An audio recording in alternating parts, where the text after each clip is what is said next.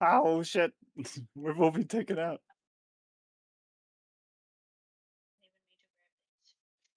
Cute though. Oh, I'm on.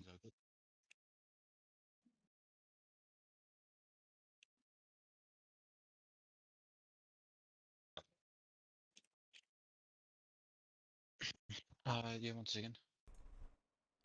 All right, I think this is How on. would you do? If you don't mind looking at my screen cap, how would you do something like this with Hold that on, but I'll style? just jump off the track. Oh yeah, no, take your time.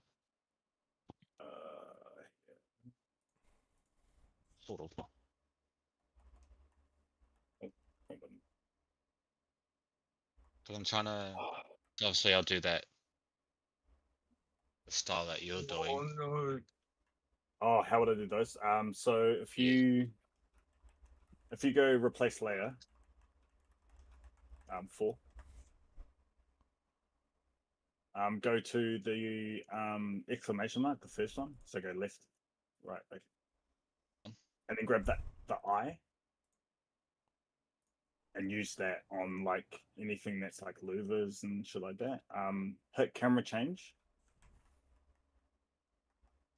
and then look directly down on it. Yep. And then hit projection on the left side. I'll press B. There you go. Yeah, that's better. Sweet. So Thank mine you. automatically projects for some reason. I don't know what it is. Yes, sometimes mine does. Sometimes mine does. It's weird. Yeah, it's pretty annoying. But yeah, I'd use those for all of those straight lines, and then I'd bring in those 2 from the side and kind of. Oh no, actually no, it's got a drop in it, doesn't it? Yeah. So I would take those 2 on the sides, and I would actually copy that. So number 7. Yeah. And then I'd go copy sticker, and then I'd grab that one. Hit flip. I think you'll need to flip it. B. And then turn it so that it lines up with the top of that. Yeah. And then just shorten it a bit. Yeah, cool. And then just rotate it. I'll play around. Yeah. Yeah, I'll play around with it heaps. Sweet. Thank you, Brett. All good, Jim.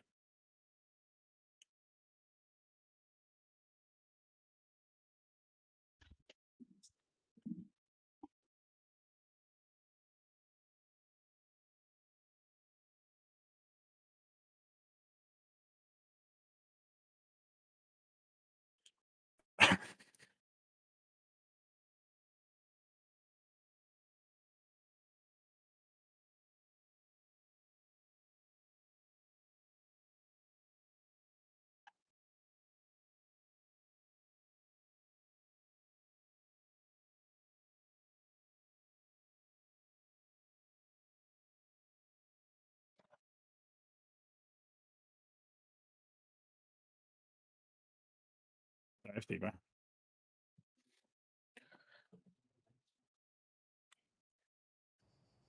All right. Stream. Chat. People from all over the globe. Welcome to another. Well, welcome to part 2. Now, there was a little bit of a mishap since our first part, where we had a bit of a hiccup with our cars, and now we're broke. So we've only got $182,000, and yeah, but we're on the Alpha branch, right? So we've moved over so we can do liveries, and I thought, you know what, I'm going to do a clean slate, start fresh as if I'm a brand new player in the game.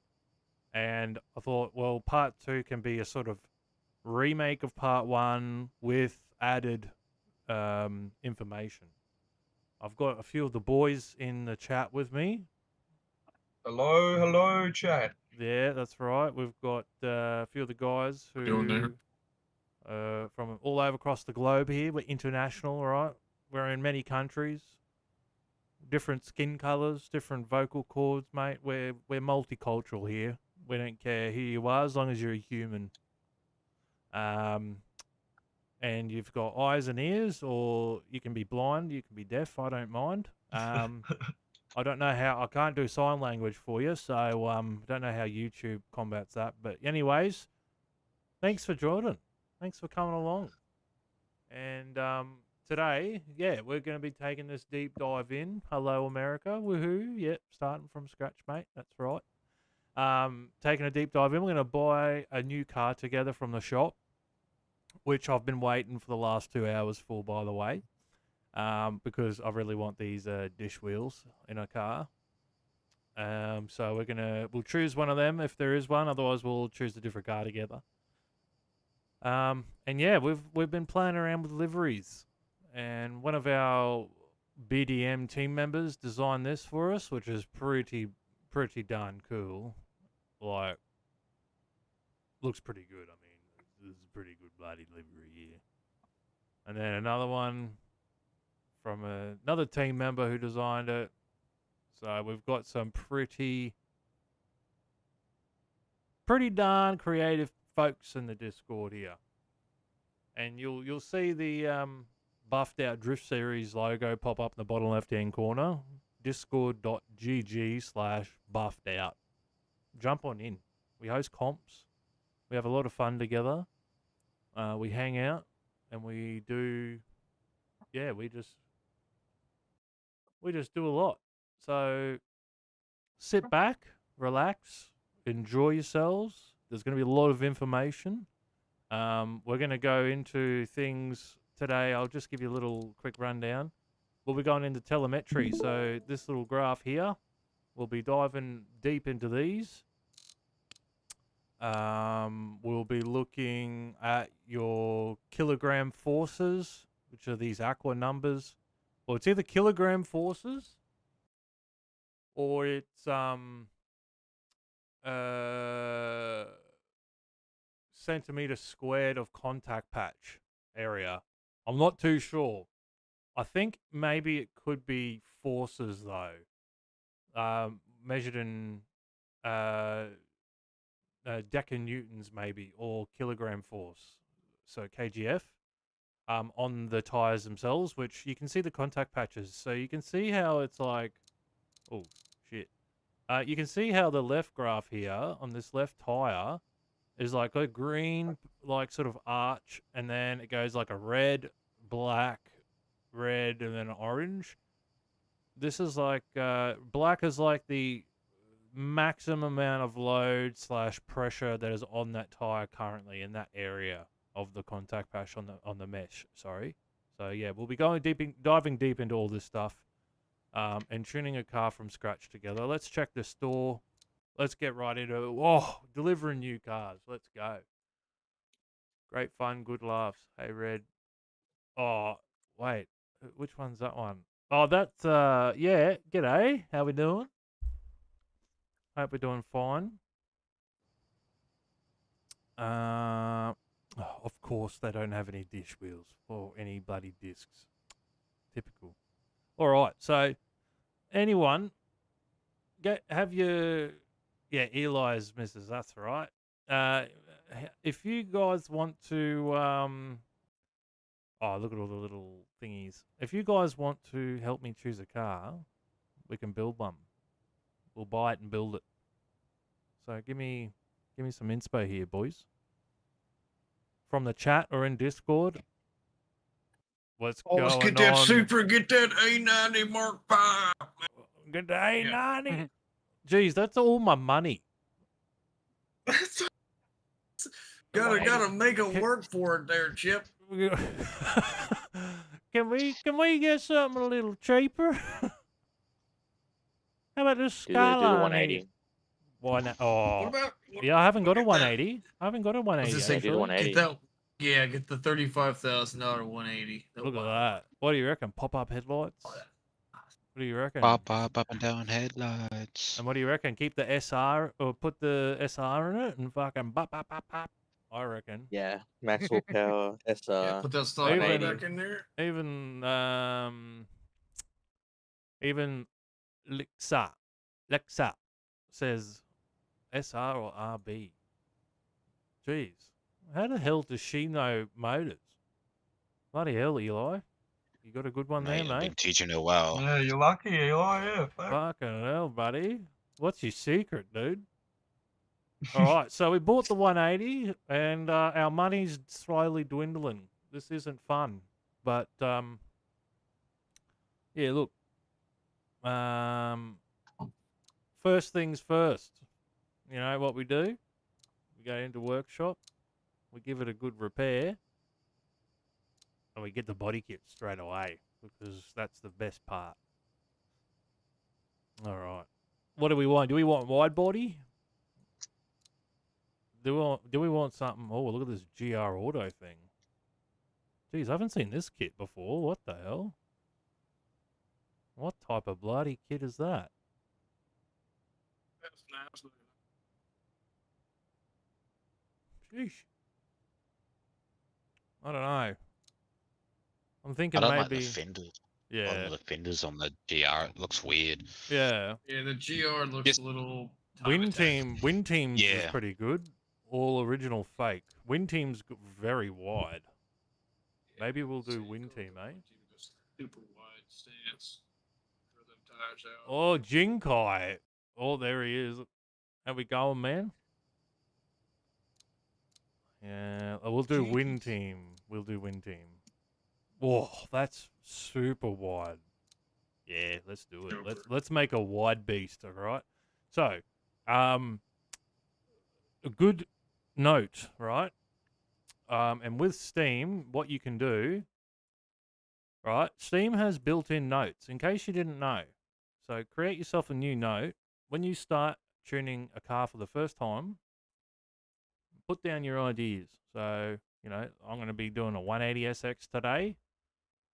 Tuning live with my friends and chat. Beautiful, right? Now, what we're going to be thinking is wide body. And having a wide body means we need to, if I can do, oh, I can't. So, never mind. Hang on. We'll go wide body, and then that means we need to widen the track width. Now, widening the track width will equal more stability and or grip. All right? So, remember that.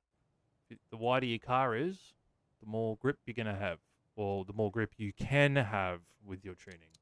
I'm not saying it's a default. Yes, you want to have that gripped up. Now let's look. Okay, we don't need to do any doors. Wind Team. Wait, no, is it Wind Team? GR Auto. Bloody, I don't even know. Yeah, what team? Oh, my goodness. Oh, yeah, it was Wind Team. Oh, okay, I see. Oh, the canards go up to the guards. Sheesh, that's different. Damn. Yeah, it's like fully like time attack Euro sort of thing. by the looks It of is, hey? Mm. I guess Original by the fake. looks of it, Original fake's also nice. I guess it all depends on because it looks like they're adding time attack into the scam by the BRZ that they put in the free car. Yeah. So it wouldn't surprise me.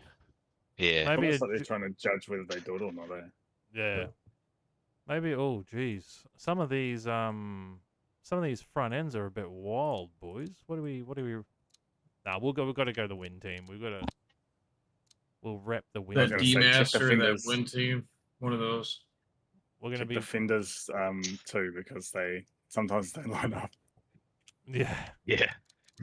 And then we'll go to side skirt. Oh wow, that's whew. Geez, this thing looks like proper like pro spec or something. All right. So this is going to be a bit more of a crazy kind of car, boys and girls. For aggression, you got it. So this might not be everyone's cup of tea on how it looks, you know, but I'm making it look what I think, you know. So it's okay not to care about what others think about it, because it's what you think about it that matters, right? So if you like it, Exactly. build it how you want. If other people give you crap for it, don't worry about them. All right, they're not the ones driving it. So remember that as I well. agree I agree Or as well. Your opinion. wholeheartedly. Just remember, as long as you're in a competition and there's regulations, make sure that you fit to those. Though. Yeah, make sure you don't build monster trucks like someone in the Discord chat. We're not going to be naming and shaming, but they should leave. No, I'm joking. I'm joking.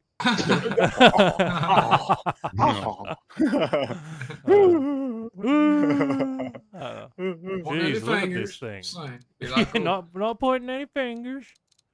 All right, we're gonna get them little Definitely mirrors. not pointing them at cock. All right, we've Flag. done that. Let's do our bucket seats. Remove the rear, even though this doesn't save weight in the game yet. I mean, it probably does, but I'm not too sure.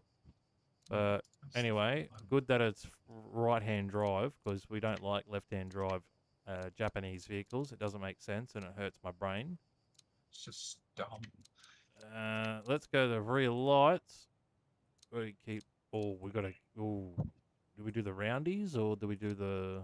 Nah, we keep them. That's stock. Yeah.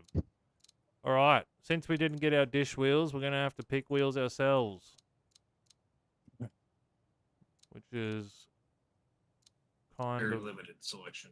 yeah. So we'll go these, and I think I'm gonna be falling within 18 or 19, but I don't know. Holy. Let's just. Jeez, there's some dishy wheels. Let's just go 3. Put them on. Install. Now we're at 134,000. We'll give it a quick coat of paint. Damn, this stuff is so fidgety. We'll make it bro. orange. Just for now. Okay. Orange and black. Nice. I love it. And before we go tuning the engine or anything like that, we've got a RB in here sitting at about 300 horses, 300 ponies sitting under the hood. Why is it Am I down going to the do a bottom? livery? Oh, that'd be rough. Hang on.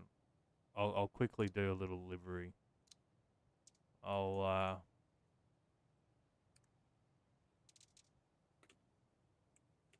Here we go. Perfect. There we go. Livery's done. Love it. How's that? We're basically ready for the track at this point.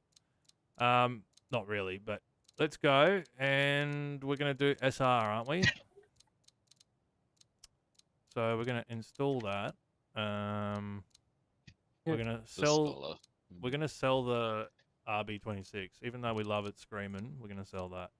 And so for this specific two-parter, right, for the series, I'll just go instead of going into all the different depth of upgrading the engine, because I think I need a whole entire video for that, because you can really tune your car for like whatever style or way of drifting that you want. Like you could be a competitive drifter like most of us do in the Discord. Like we host little comps and we tune our cars to be spec'd for competitive drifting. So going fast, having aggressive angle, and going around various different courses, different elevations and whatnot. So we rigorously tune our suspension and whatnot. For this series, what I'm going to do is just max the engine out and just tune it for like an all-round how to understand for you, so you can understand how to tune the car entirely. So just so you can sort of do exactly the same thing. So as soon as you watch this video, you could pretty much play it back, learn everything you can, and build a similar or a different car and be able to drift it comfortably. We're also going to go through controller settings, so I will just max everything out in SR20 for now. So I'll quickly just rush through this. And this is all done in real time, so I'm not preempting anything. We're going to be tuning from the ground up because I want everyone to be educated, you know? It'll make me feel better even if, you know, you understand tuning, you might learn something. So this is for everyone, not just beginners, but yeah, I will be going over controller settings and setup for beginners. RB power, no RB, unfortunately. We're gonna do a little SR20. Tiny wheel SR20 at 643 horses. No, it's not tiny. 600 horses. Think about it. 600 horsepower is... that's insane. Mad. Yeah, it is mad. All right. The EVSL transmission, I think that supports it. 5 gears, supports 800 Newton meters. We've got a pretty good clutch. I think that's fine. Diff. So this is something. Look for a welded diff. So if you see over here, you can see welded, Loctite. That's what you're sort of looking for. Look for a higher ratio, 4.1, 4.3 for the welded, because you might lose a little bit of top speed, but it doesn't matter because we're not here for top speed, mate. We want the torque. All right. We want the power. That's right. We want the power. So we can, since we're broke, we're gonna have to sell the diff that come in the car. And you see this level 1, level 2. So differential type 1 and -1. Type 1 is, I believe, full lock, and this one's like half. So we want that mother full lock. So let's just go through, get all our suspension, arms. Oops, did that. Then we go to the rear, my favorite. Then we go here. Took chance to play that sound. No. I didn't I'm not going to. No. I'm not going think to. about it, but No. you Don't said it like out it. loud. Don't You do heard it. it here first. Don't do it. I like mozzarella. Red, what's your favorite cheese? Is it Gouda? Bro, Anything that's Gouda. anything that... Geez, I don't know what my favorite cheese is. That's a darn good question, Slinky. Slink? Gouda. No, I do love blue cheese with honey on it. Oh, You say you like blue cheese? Oh my god. yeah, blue cheese with a bit of honey on Oh, it and some red no, wine. Can't do it. Oh. Sorry. Mmm. Hey, ban this dude. Yummy. All right. Now, this is the fun bit. I like stringy cheese. Yes, nice. So, in case everybody didn't already know, you can press I on your keyboard if you mouse over any of the parameters, and they give you a short explanation. Okay? If you don't understand the explanation, say it. Say it in chat or talk. I don't understand the explanation. Okay. We have our first person. Now, as soon as we go into springs, into tuning and springs, first option on the front axle is height. So this is the front end of the car. We're going to be tuning all this to do with our springs and suspension here in the front. And the first parameter is height. So lowering the suspension height lowers the center of gravity and reduces suspension travel. A small travel distance will not allow the suspension to work correctly.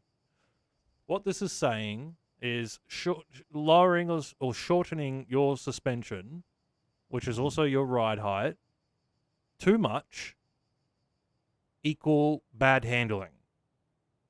And what do we want in a drift car? Do we want bad handling? No. All right, we don't. We want good handling. We want calm. Nah, we don't. Denied. Okay? Don't lower it. Don't do this. You do this, and then you add like 30 degrees of camber. You, boy, that's a wicked car. All right? But I don't think that's for everybody. But each to their own. If you love it, you can do it. So, yeah, lowering it too much or raising it too much will obviously increase and decrease the center of gravity your vehicle has.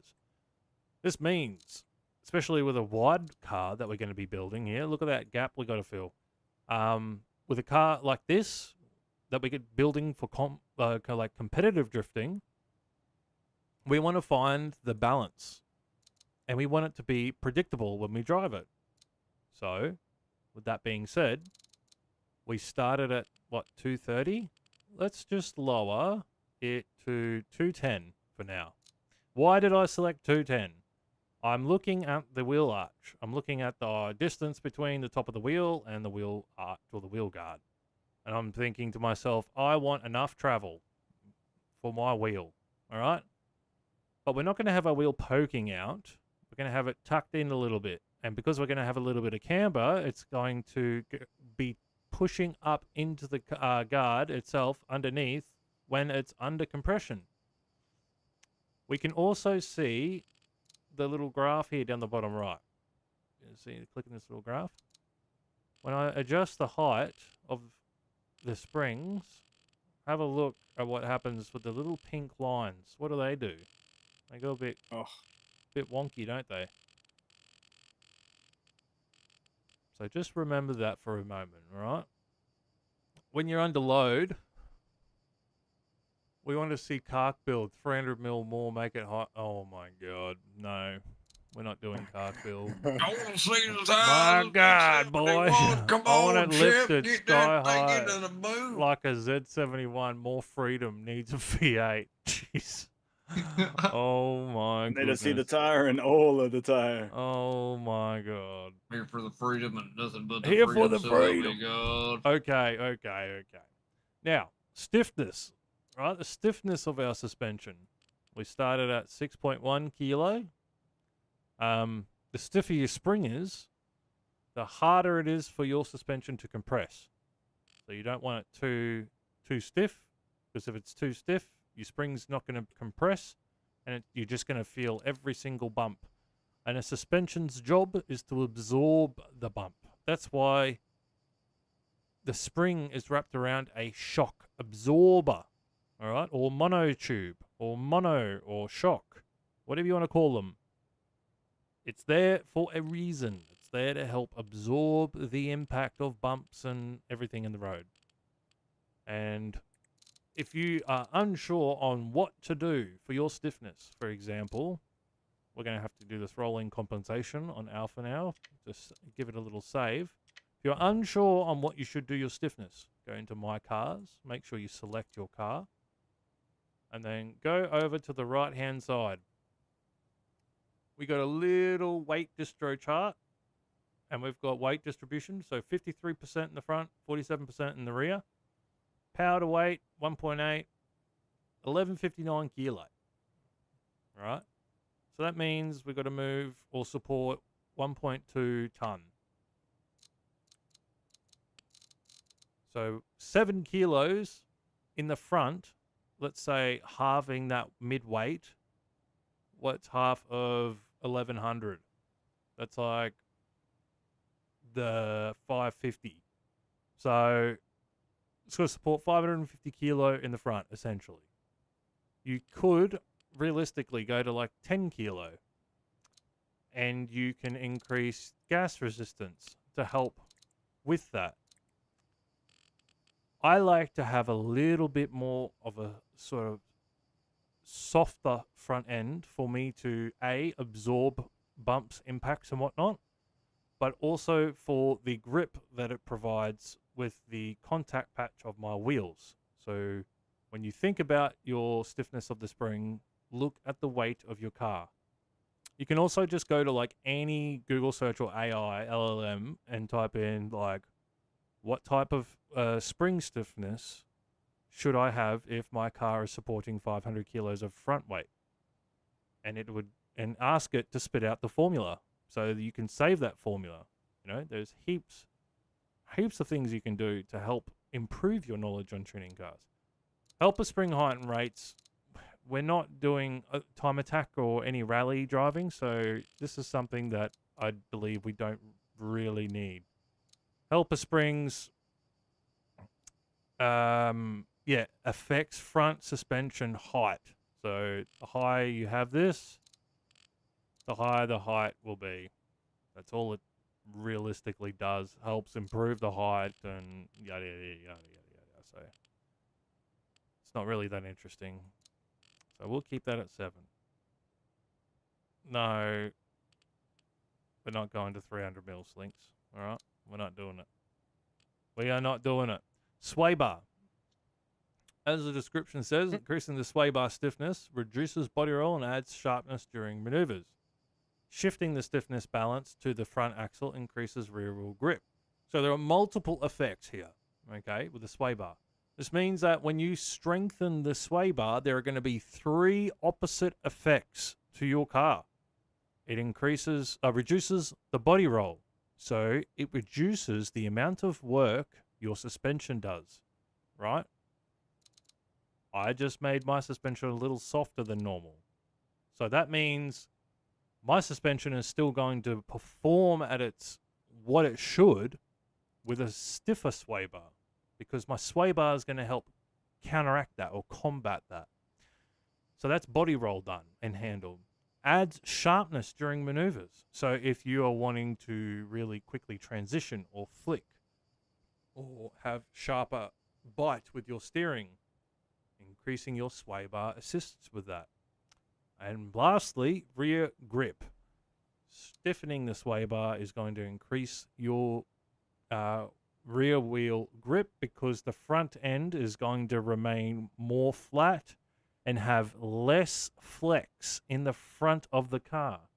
So if you're going on elevated ground, let's say an elevated track that's, you know, all different levels, like a Bisu, Minami, or, you know, anything else, increasing the thickness or the strength of your front sway bar is going to assist you. So your front end, yes, you might have a front end that then pops up a little bit, or it might flex and sort of angle differently, maybe, depending on the elevation.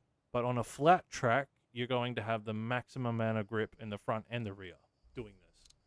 So the sway bar affects 3 separate areas of your car. And what I like to do is start at a base. So at stock, it's 255. Don't do 20 and go down.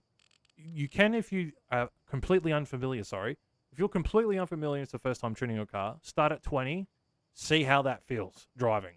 Literally, just go test drive. We'll do it right now. And be like, what the hell is this bloody 20? All right? Oh, and by the way, what I'll do is I'll put this on arcade steering. We'll keep it on this, turn prediction down. So for anyone who's new, you'll know, you'll get the feel of the car, right? You'll know pretty much how it works. If you are already sort of fairly advanced with the game, or you use manual steering, or you're starting with manual steering, use something similar to this or whatever feels good for you. I can use manual and check it out, you know, wow, great, perfect. But for people who are new, it might be a little difficult. So I would suggest just sticking on arcade. But we can see not even turning a little bit. Our car has a lot of flick. And we're not even giving it anything. And we can see how our car's handling. It's handling like pure garbage. And all our suspension as well hasn't been tuned in the rear. But we're not doing this to try and be the best drifter. We're doing this to try and get a feel for the car. How does the car feel? What's it doing when I'm doing any input? If I'm sitting in first, I'm gonna rev, hold my brake, do a little burnout. Let's see how it reacts when I slowly let off the brake. Okay, we're going to drive straight. And we're just going to purely drive straight. That's great. We're not doing any wobbles. We're not going in any particular direction. So suspension is starting off pretty well.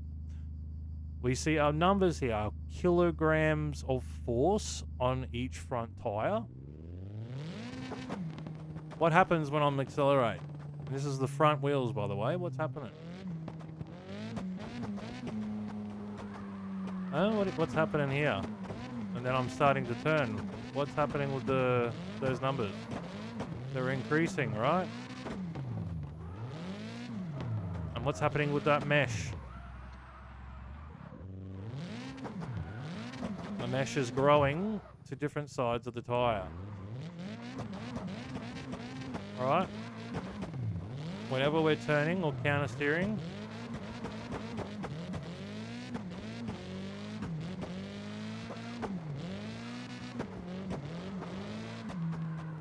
geez, the suspension setup is so rough. But you can see how these numbers are increasing and hitting high 500s, alright?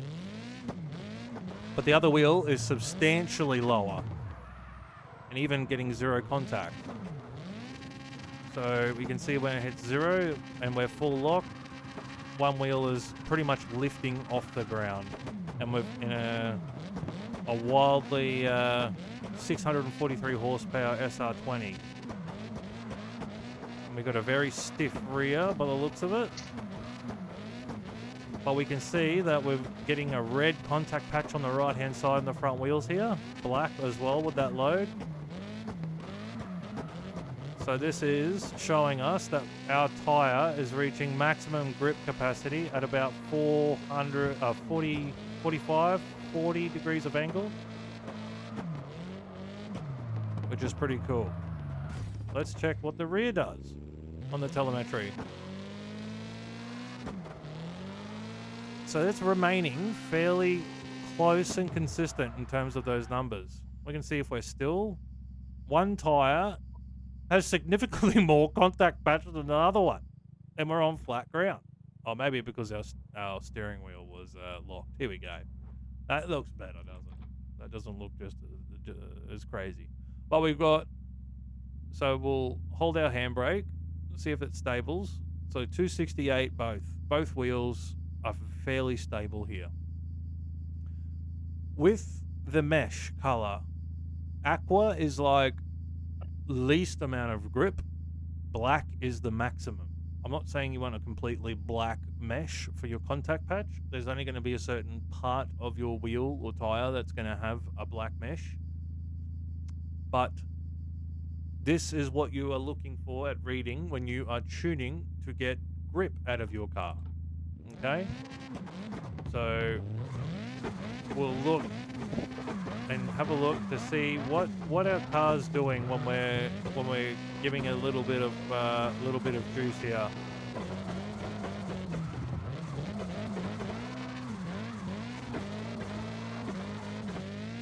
So we can see that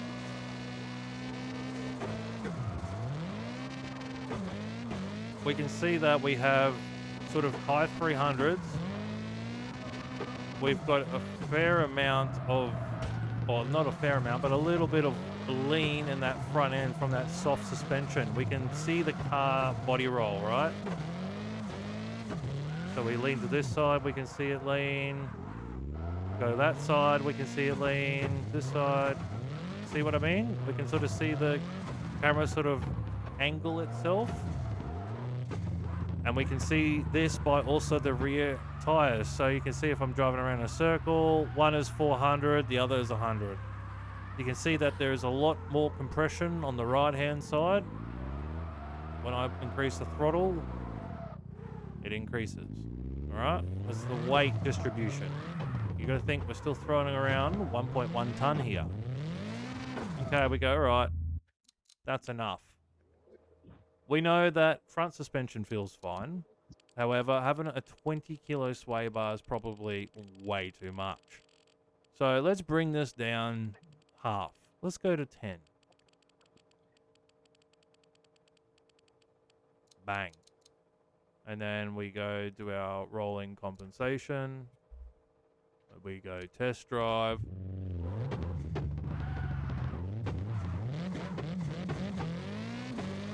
Already, this feels a lot smoother.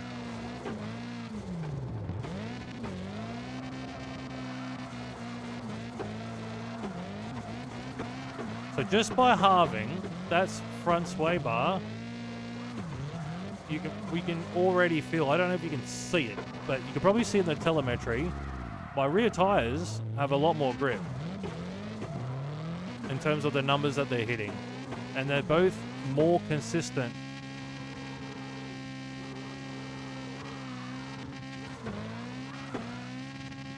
So we're putting it under a bit of load here, a bit of stress, just to see what it does. Don't do this in real life unless you have money to burn with your car. I do not recommend sitting on the limiter like that. But let's have a look.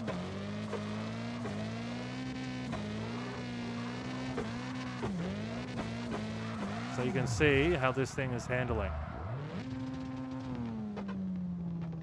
Okay, all right. Let's have a look at the front quickly, and let's see what the behavior of the front looks like. So let's actually just go and pick up a bit of speed.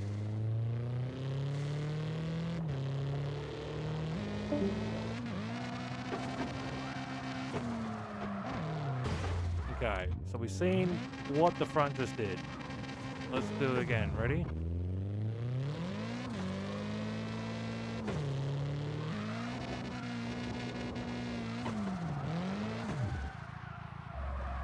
Is anyone seeing what the front's doing? Anyone in chat or anyone in this? What are you noticing?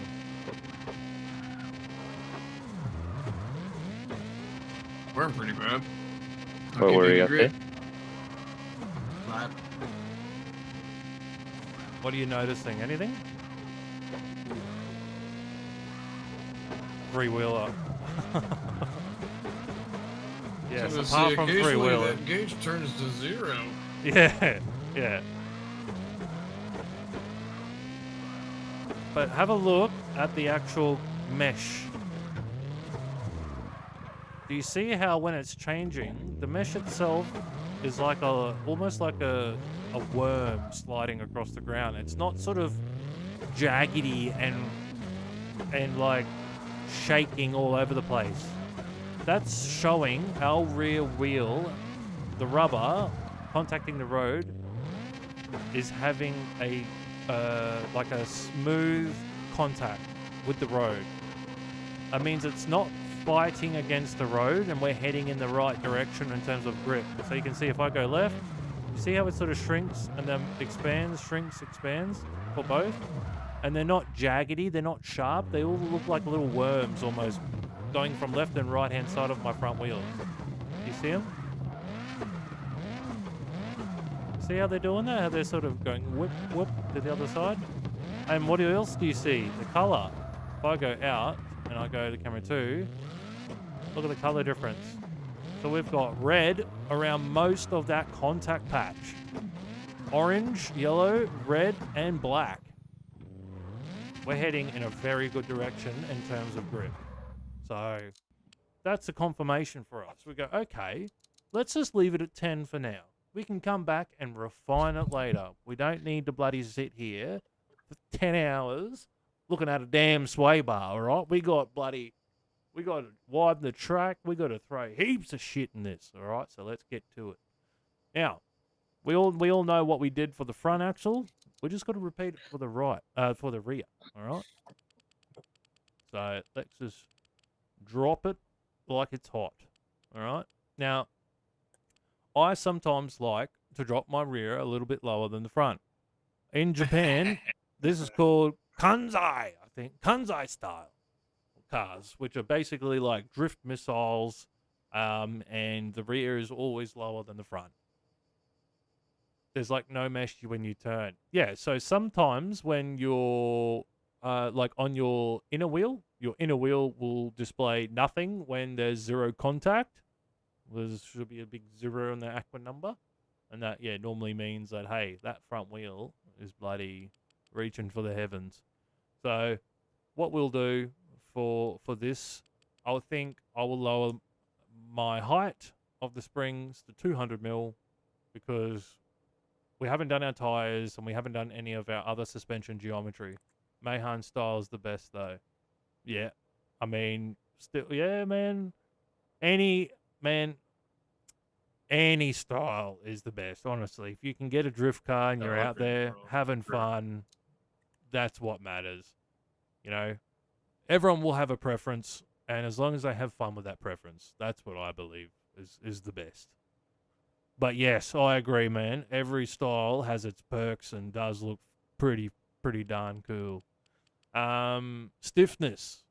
Everyone remember stiffness? We've got about 500 kgs. We got to support here. That's a heavy bloody heavy car. All right. So let's just increase that stiffness up here. In the rear, instead of what we've noticed is that driving around, it's a little, it's a little stiff. And if we lower it too much, we're going to bog out and we're going to have no suspension. And you can see on the graph, our springs go red. What that means, so 1.1 kilo is the limit. We should not go any lower than that. I don't know why anyone would want to do that low, but look, there are pretty wild people in this world. So, and saying that, with the rear suspension, I do like to be 1.5 kilos or 2 kilos less than my front. Just because I want the maximum amount of grip in the rear for a competitive styled car. You can increase your dampening and of the shock and the gas resistance to help compensate for your softer spring. All right, it's going to make it more spongy, but it's going to absorb more and stick your rear end to the road. So we're not going to worry about the helper springs. Sway bar, same thing as what the front does, except in the rear. All right. So if we go rolling comp, and then we move our mouse, increasing the sway bar reduces body roll. So there's one thing. Adds sharpness during maneuvers. Shifting the stiffness balance to the rear axle reduces rear wheel grip. So we just added a bucket ton of rear wheel grip with the front sway bar. All right. We don't want to remove that grip by adding a stiffer rear. We want the rear to flex a little bit, but we also want it to be planted enough that we don't have a huge difference in contact patch of our rear wheels to the road. Sway me, mate. Oh, I'm resisting the urge to say words. But yeah, so Don't say it. oh dear. Use your words, Fight the Red. power! No, I'm not using any words. So I might just increase this a little bit to like 3.5. And now I'll take this on a little bit of a test drive.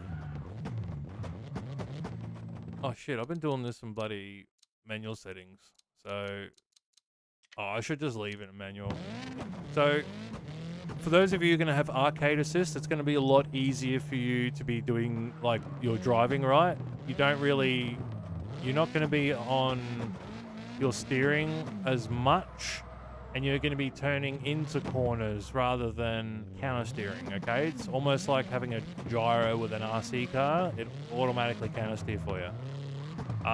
It's the same for manual, but it's more control over your car. So we're going to have a look here at the rear grip and see what this rear sway bar has done for us. So we can see we're pretty much redlining this. No pun intended, folks. No pun intended. All right. Let's see. Let's have a look. Contact patch has definitely shrunk, but less green. It's heading towards yellow. So that's good. That's a good thing. So we're in first. Second, we'll just cruise and we'll see the difference. So see how the rear still has a lot of sort of travel in terms of its suspension. So we could probably stiffen. We could probably stiffen the suspension a little bit more. Let's just give it some. because we want to see what that load is while we're under full throttle, while we're under load. But you can see those numbers don't reflect a very uneven sort of body roll, do they? So you can see while we're stationary, we turn, there's like half. It's almost half the contact patch on that inside this tire that we're losing, right? Then we do it to the right. Same thing. So we'll go and have a look. All right, let's get a smooth line going here.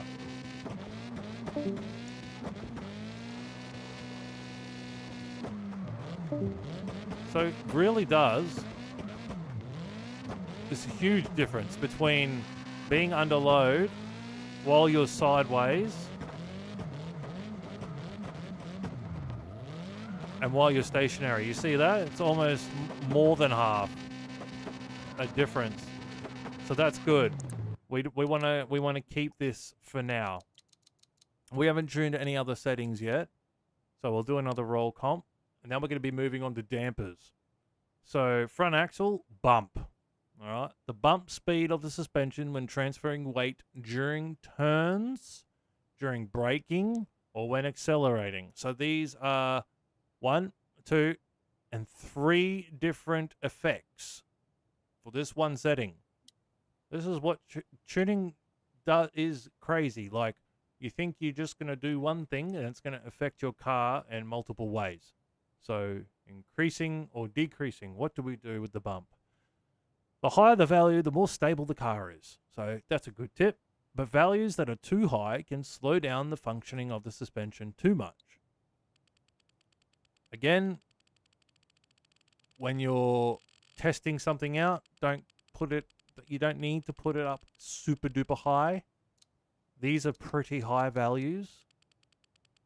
If you are translating this from real world cars, you would be running around these higher numbers. This is correct, right?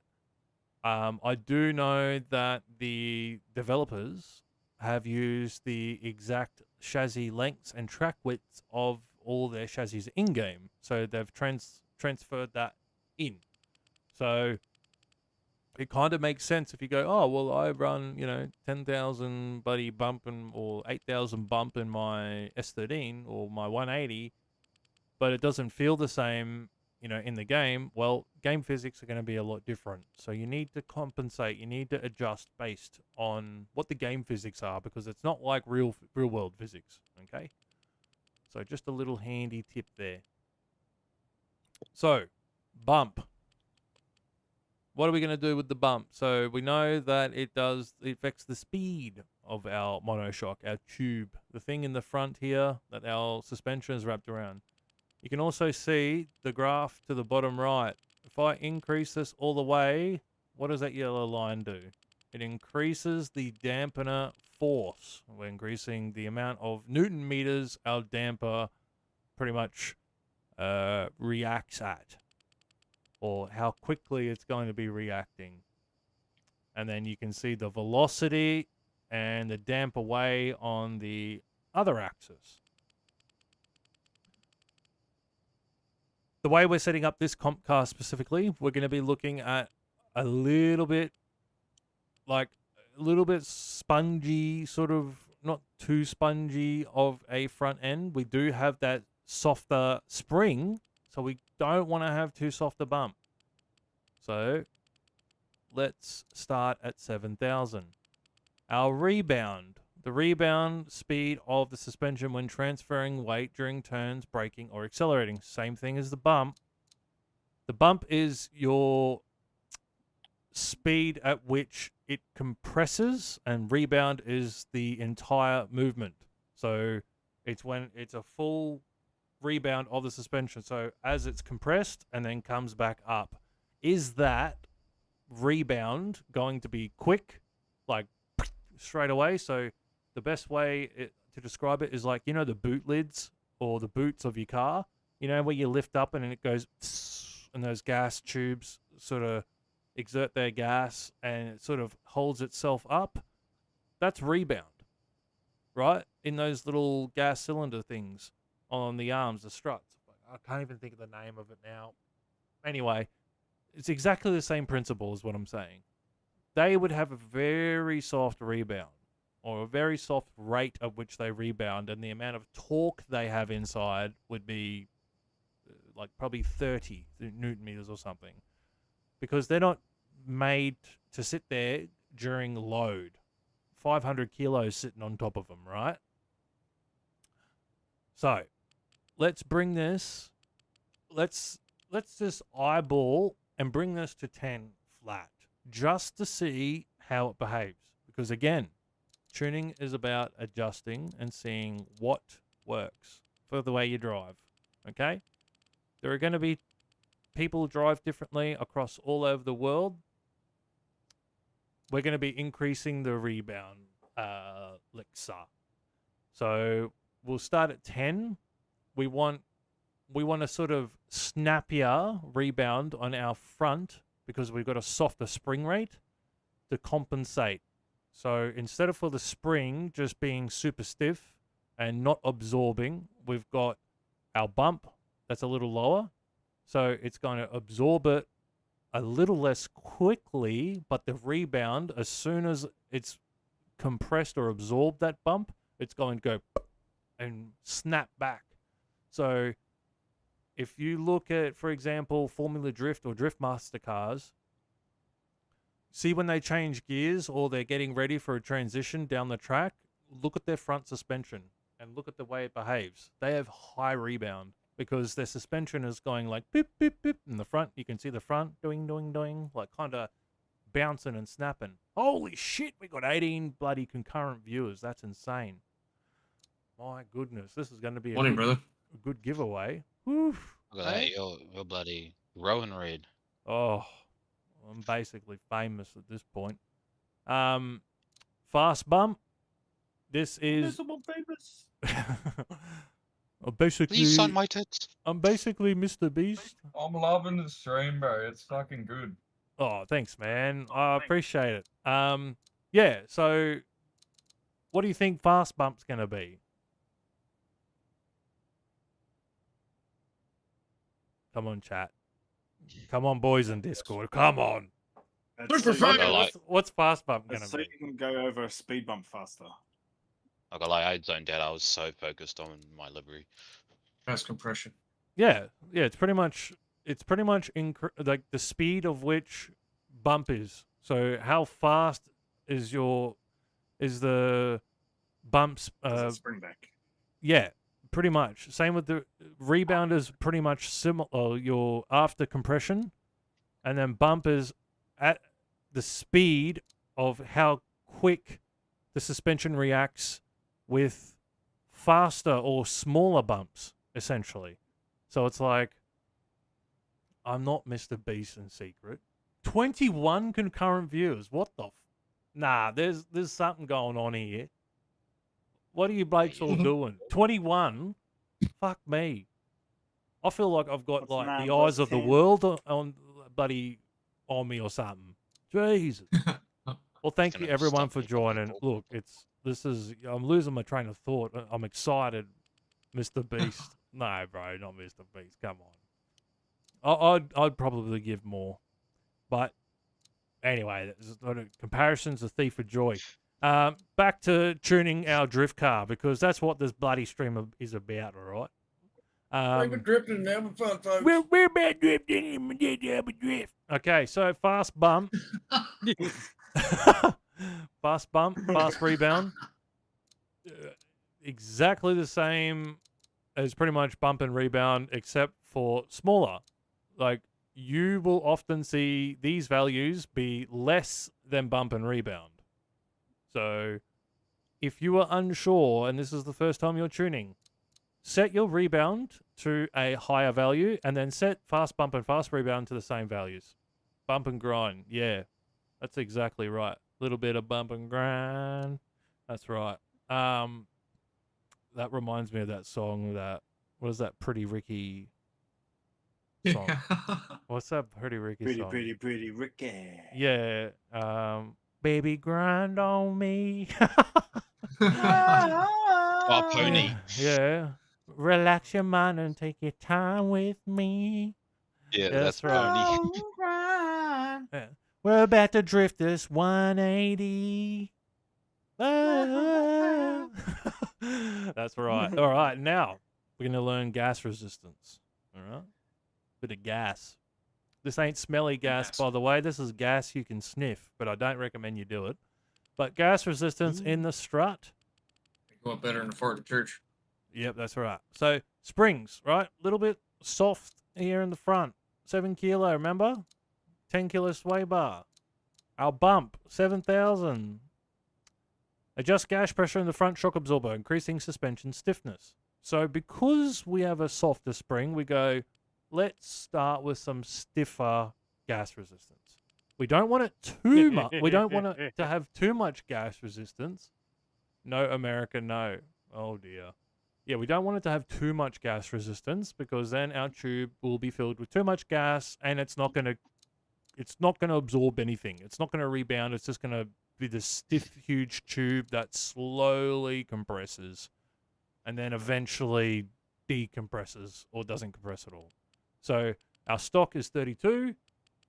Let's bring that down to a calming 28 and see how that feels. Let's do the rear while we're at it. So we've got a little bit softer rear. Right? And what did we say before? We want a little bit of sponginess in the rear. So we don't want too much snap in terms of rebound for our rear suspension. So let's just do a little bit less value, like 2,000 Newton meters, okay? Even though the rear end's going to have some crazy load and pressure attached to it, because it is going to be the first, the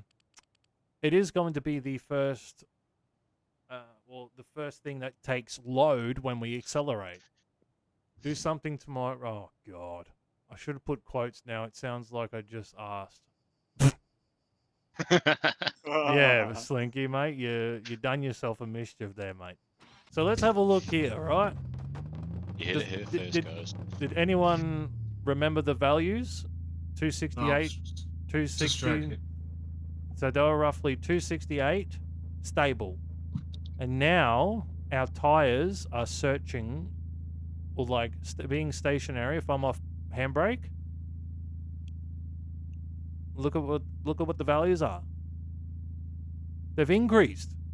When all we've done is tune suspension and dampening settings. How crazy is that, right? So we've already got more grip, but that's stationary. Okay. So let's go straight line. 330, 340,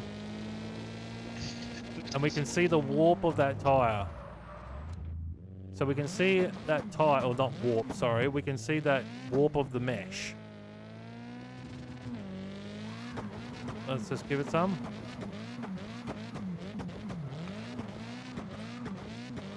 And we're seeing consistent 400s and high 400s.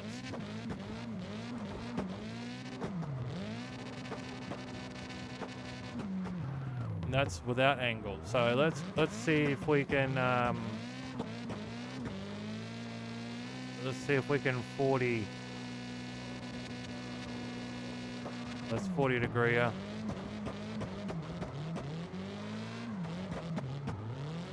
She's definitely not good at holding angle just yet.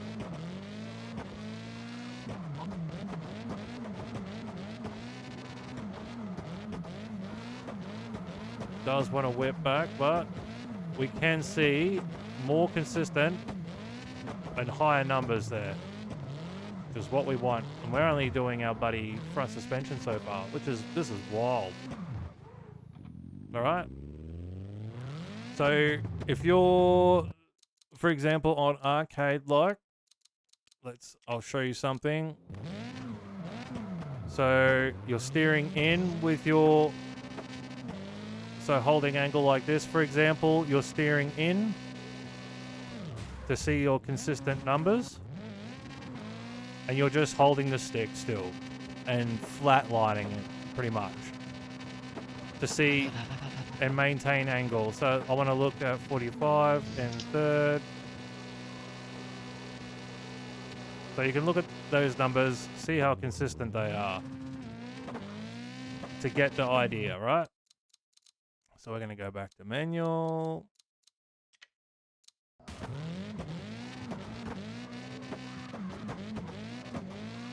So we can see our cars sort of coming back to center a lot.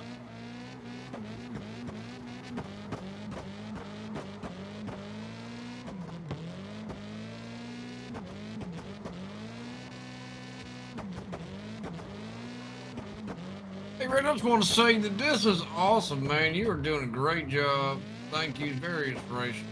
Thank you, sir. Straight up. Okay, so we've noticed. Sorry, boys, go ahead. And it's actually like entertaining to even just listen to. It's like an audiobook. Great. I'm loving it. And at the river mouth, the bear has caught a tasty salmon. Thank you, boys. I appreciate it. Appreciate the kind words of wisdom, boys. Makes me want to celebrate. Famous guy, David, attention, bro. Who? That David guy. The David guy. Yeah, the other famous man. Now I've got two famous people in the chat. Oh, David Attenborough. David. Oh, there we go. Yeah, yes. David Attenborough. Yeah. The turkey vulture likes to eat anus of its fellow kind. I don't know what he talks about. Yeah. Dolphins mate up to 14 hours. You know, it's like 4 o'clock in the morning. You've got David Attenborough on. He's talking about like elephants dilating or something, asleep. and you're like, what?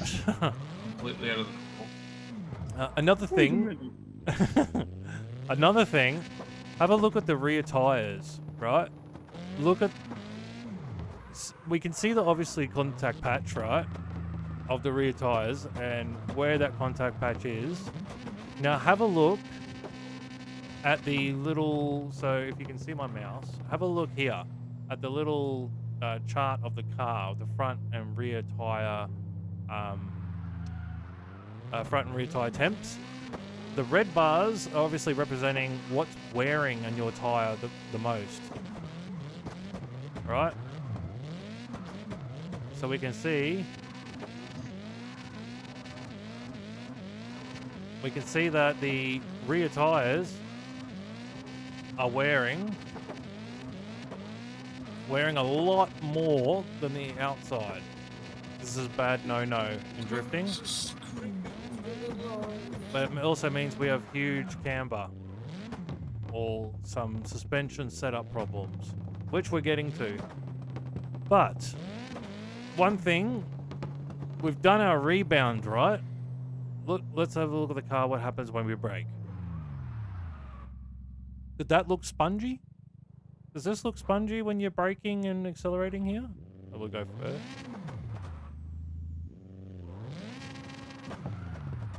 Doesn't, does it?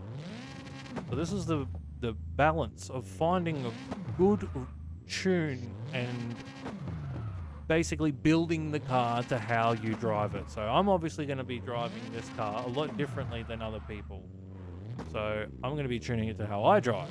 You don't need to use the exact same parameters I do, but you can if you want, just to follow along, just to get a feel for how things are. But otherwise, it's about finding what feels good for you, what works for you. What works for me might not work for you. So build it to how you want and what works. And now we can see I'm under load here, and I'm just letting the car do its thing, fishtail. I'm not even pressing the steering at that point. Ready? So I don't press the steering, and I just flick it. The car is going to consistently wobble side to side because of the inertia and retention of the steering wheel. See that? And then it's going to eventually straighten because that's its natural motion. But what I will show you, see that? That front end bounce then? It wasn't changing gears. See it there? what am I doing? I'm pressing the handbrake and it's straightening me up. It's exactly how you want your handbrake to behave. And you can see when I'm pressing the handbrake, just tapping it, especially with the front, see how it's sort of, how quick that suspension reacts? So it's the full motion. My suspension's doing its job. It's working to its maximum efficiency. Probably not the max, but you can see that my rears are locking up and the front is just quickly snapping. It's not sort of like a sluggish sort of dying in the bum, right? So perfect. We know we've dialed these bloody values in for a first start of the tune. That's A game. Okay. Now, front axle for the suspension geometry. Now this is where things get pretty darn interesting. Okay, especially with manual steering. So, caster angle. The higher the value, the faster steering responds to changes in the car's direction during a drift. But high values reduce front wheel grip and big angles. So you can do this.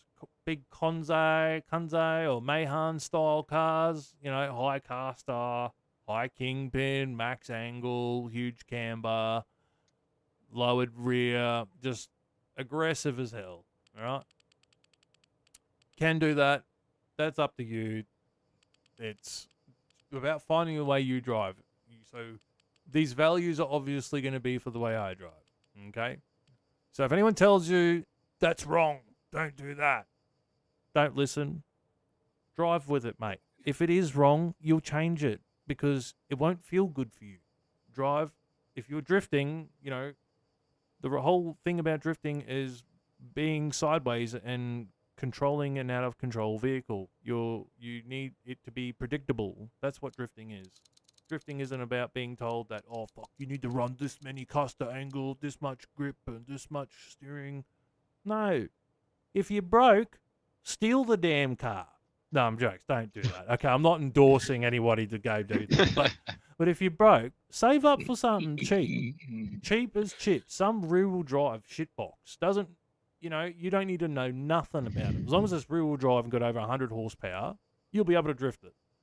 Literally, take it to your mate's dodgy fucking mechanic workshop. Get him to weld the rear diff. Cut the springs. You don't even buy coilovers. Cut the springs. Drop it. And literally go out there and start clutch kicking it. Just, if you're a manual driver, start clutch kicking it. And throwing it around. Honestly. Cutting the springs will make it so unpredictable, though. I mean, if you don't cut them right. You could just take the springs out, you know, at this point. Take the shocks out and just have a complete flat car. It'll be very uncomfortable, but it'll be probably the best damn car to learn drifting in. Holy shit. I have 26 people at the moment live. What's going on? So yeah. Yes, I like this. That's Pro Spec setup, right? It will be getting to Pro Spec, yeah. So yeah, this car is going to be Pro Spec, like Pro Spec drifting setup and everything. Yeah, that's basically what we're cut springs are reliable till they fall out. Yeah, 100% Pro Spec. Weld the diff, cut the springs. That's 100%.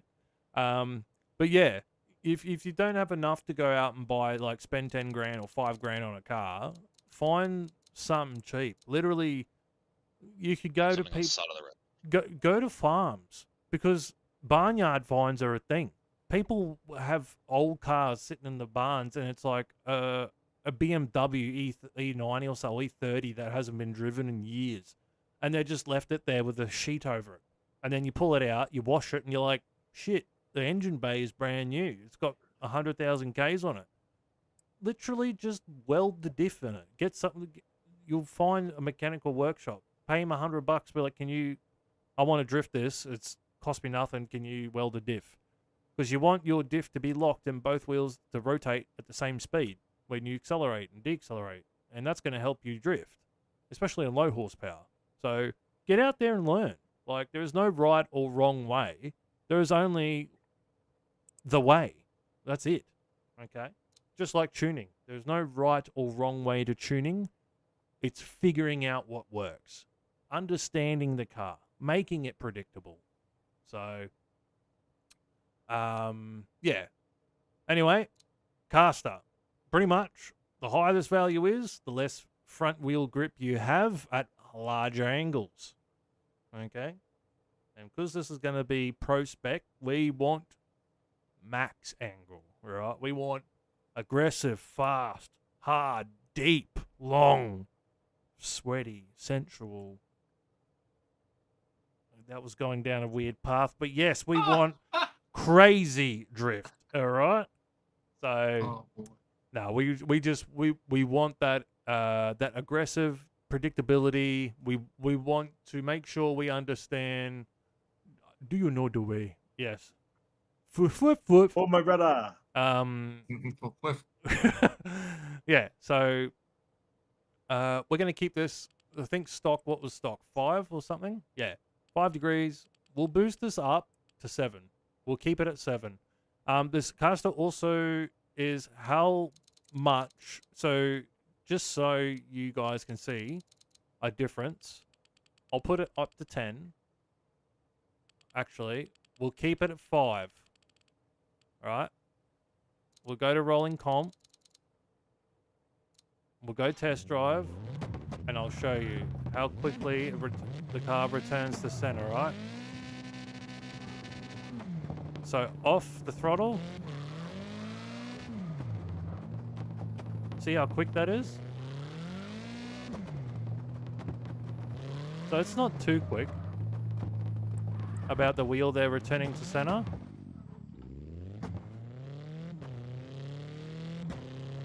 Let's have a look.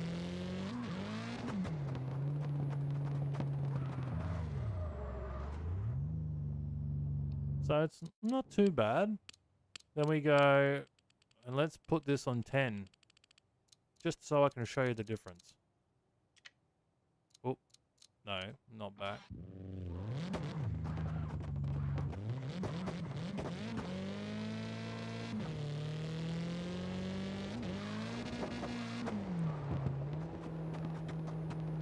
Notice the difference? See how much snappier it is? See my little driver's arms when he's bloody...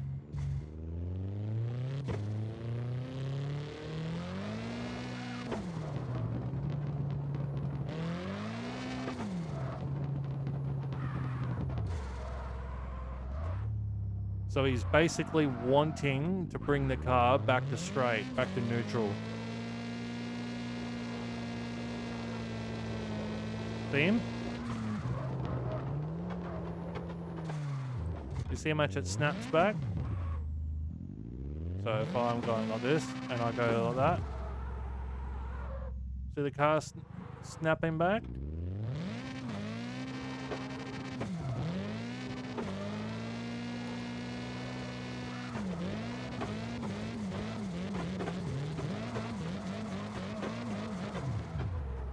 See how the driver's hands is almost like he's fighting with the wheel?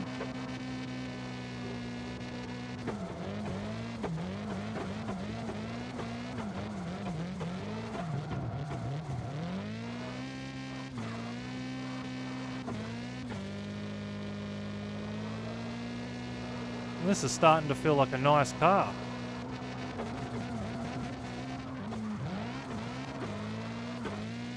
And they call me Redline for nothing, mate. We just want to see bloody limiter bashing, okay? That's what we want. We want to hear that limiter bounce. Oh. Oh. Perfect. So, we don't want 10 degrees. Let's do 7. We want a little bit calmer. All right? We want smooth, predictable. Holy shit, we are at 28 concurrent viewers. What the actual F? Also, we've been in here for like over an hour now. Giveaway is going to be happening this stream, okay? You get yourself a bloody copy of CarX, completely free. CarX Drift Racing Online 2. Did get 4 CD keys to give away. I've already done one. Today I'm going to be doing another. Okay. You have to be chatting, and you have to be subscribed to the channel to enter the draw. All right. That's the only 2 conditions. You don't even need to chat. You could just say one word in the chat, and I'll scroll through and be like, okay, which people have said one word, and that's it. And you also make sure you don't have the game, because if you got the game, like, that's messed up, man. Like, you know, let the little bloke have it. So yeah, 30. Holy shit! What on earth? What's going on, boys? Like, what is this, Bro, you got fucking fans, I'm telling you. bro? This The is world wild. is watching you live right now on the YouTube. Oh, no, the YouTubes. I would love to drift with you 31. guys, Eli, making it look so fun. Oh, 6, 7. Oh, God. No, don't Ugh. start any of that. All right, steering angle. Steering. Oh, actually, before we go into suspension, we've been doing this for an hour. I'll make myself a coffee, okay, quickly. It'll be like 2 minutes. Then we'll get back into it, okay? But, so, yeah, what we'll do is maybe, I don't know, an hour and a half or maybe another hour, we'll do the giveaway. So maybe after we finish tuning the car, we do the giveaway, right? So if everyone watching is, you know, keen for that, that'll be cool. And if you want to enter this giveaway to win a free copy of CarX Drift Racing Online 2. Jeez, I said that with the bloody Drift Racing Online 2. Just literally just say hello in the chat. Hi, what's up? You can put an emoji. That's all you need to do. But I'll obviously, you know, rant and rave when it's time to do the giveaway, so don't worry. But look, I don't care if the concurrent viewers drop off at this point. Honestly, I'm on a high note. 33. What the? That's mad. Are you? Nah, this is bots or something. This has to be fake, right? There's no way there's 33 people watching. Sorry, Actually, mate. I spent all that time making bot accounts. hang on. How many people are jobless in Australia? Let's have a look at the data. 686,000. Okay, well, still, Jesus. 33 is still a Holy huge number. So, You don't want to look at New Whoa. Zealand stats. okay, hang I on. picture it How Sorry. many jobless people are there in NZ? like we're just 32 a third. viewers, bro. Let's go. 163,000. Damn. And that's only out of 5 million people. That's still Per good. capita, that's insane. That's in total. Mine's medical condition. But look, Everything. boys, I mean, everyone watching, like, thanks so much. This is crazy. Like, I can't believe this is like peak stream, like, viewership stuff. I can't comprehend Oh, it. that's looking good, Elijah. Yeah, but Oh fuck! I've spent so much time, man. but yeah, boys, I'll just make a coffee quickly, and then I'll be right back for the stream. All right, and we'll continue on through suspension geometry, tires, ECU trans, and then braking system, and then we'll make it look a little bit better. And then we'll get drifting on the track, and we'll start diving in to a couple of other, like, a little bit more depth around the telemetry. Okay, so thanks everyone for being here. Yes, small coffee break just to make a coffee, and then I'll be back. So 2 minutes. It's an honor to be in the same VC with someone as famous as you, bro. I'm not famous, man. I'm a little random kid from down the block who bloody. Oh, stop it, you boys! You're gonna make me blush. Mr. Beast famous. That's right. That's right, Mr. Beast. All right, boys. I'll be right back.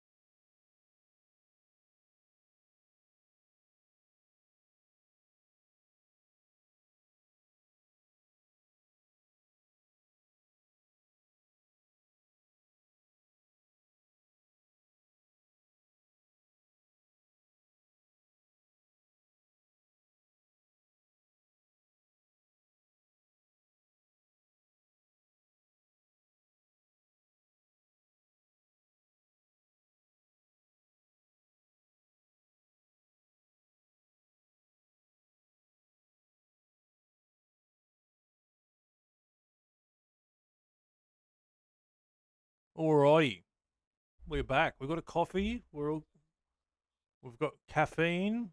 Let me just hide the "Be Right Back" banner. Hopefully, you can see everything, ladies and gentlemen. And also, don't forget, join our Discord. Okay, we're a little community so far. There's about 100 of us. We have drift teams. Thank you for the welcomes back. My favorite movie, by the way, is Silence of the Lambs. No, I'm jokes. I liked Avatar. Avatar was pretty cool. I loved the animation and that. Pretty cool story. But yeah, I don't know. It's hard. There's a lot of movies. I like a lot of them. And my favorite cheese, blue cheese, mate. 100%. Blue cheese? No. Why would we? Oh, bloody hell. Yes. So if you. Oh, okay. Yeah. So yeah, ladies and gents, if you basically if you want to join the Discord, it should be on my profile on YouTube, or go to your web browser and type in discord.gg/buffedout, BUFFEDOUT. Jump on in. We've got drift teams if you're a team owner, or if you're new to the game, and you want to join a drift team and tune cars and learn how to drive and have fun little events with us. We're currently working out the kinks and driver rules and stuff like that for our comps. We just host them privately in Discord at the moment, but we soon will be live streaming them to the world. We are building a tuning app as well to help even further with tuning. So you pretty much select you want a comp spec car, and it will tune. It will tell you, it give you sliders and parameters to show you what would be a car within specifications, and it'll help you out with your tuning. But you know, there's always the good manual way, by getting in and feeling it. Far out. We're back up to 32 concurrent viewers. That's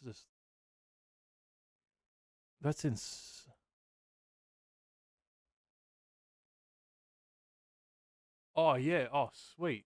Yeah. Hang on. Copy. Hang on. Sorry, ladies and gents. I'm just gonna be. So I'm gonna add a image. So the bottom. Fuck. What's it called? What did I save it as? So the bottom buff QR. That's it. The bottom left hand corner where you see those images. There's going to be one now. It's a QR code. So that might be a little bit easier to scan. But otherwise, you can see Buffed Out Drift Series now with discord.gg/buffedout. That'll take you right to the Discord. There's tunes, car tunes that are publicly available. There's tuning advice where you can ask for tuning advice. There's even public car liveries. Like, you know, we're trying to build a good little community. And yeah. Oh, wait. I don't think the audio mixer is picking up Discord. Oh, because Discord said the sounds changed. Hang on. All right. Talk, boys? No? What happened there? Desktop audio. I'll just choose default. Talk again, boys? Hello there. There we go. Yep. Now we have you. Yeah, I don't know. It was picking up something else. I don't know. I think because I muted it, Discord must have went, oh, there's a new audio device. But yeah, anyway, sorry, I was rambling there a bit. Yeah, join the Discord, guys. Come on, ladies and gents. It's all open. There's no... We're all a bunch of mates having fun, hanging out. and There it is. you know, everyone can jump in. We're all from different time zones. We got Japanese, we've got Chinese, we've got Philippine, we have Australian, we have New Zealand, Brunei, bloody everywhere. Holy shit, we're at 36 viewers. Norwegian. We got Norwegian. I'm at 36 viewers. Gangster. At 37. This is wild. Anyways, let's get back into Same the amount of tunes because subscribers. after tuning, giveaway time, ladies and gentlemen. Give away. One of you I'll, who are typing I'll in the go chat cool. and that have On the subscribed back. will go into the draw to win a fucking brand new fresh copy of CarX Drift Racing Online 2. All right?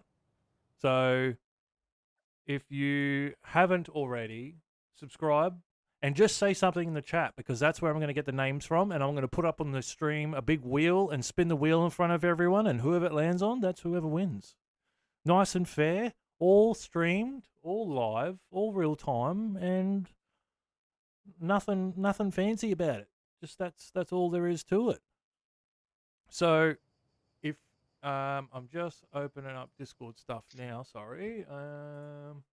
So yeah, if you want to be in the draw, you want to win a copy, or even if it's for a friend, right? You can do it for a friend, but your friend needs to be online and to be able to claim it. All right? Like on stream. Okay? So we need someone that is obviously going to be here that can help claim, because we obviously we want to see that person get their game and enjoy it. Yeah, and do that. Smash the like button and subscribe.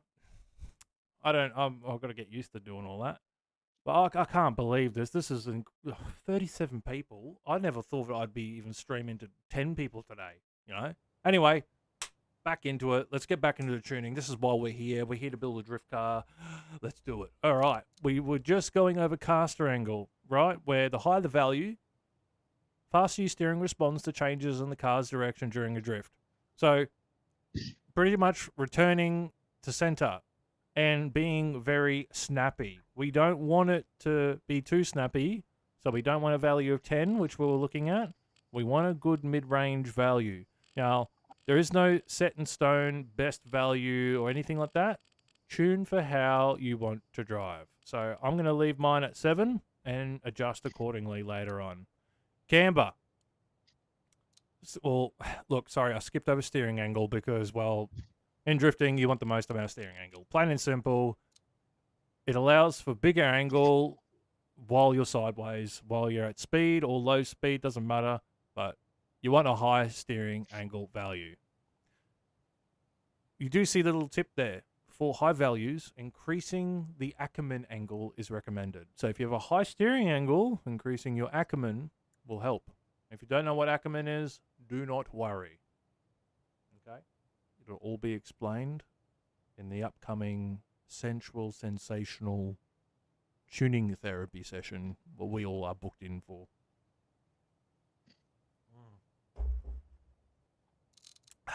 God, coffee's good.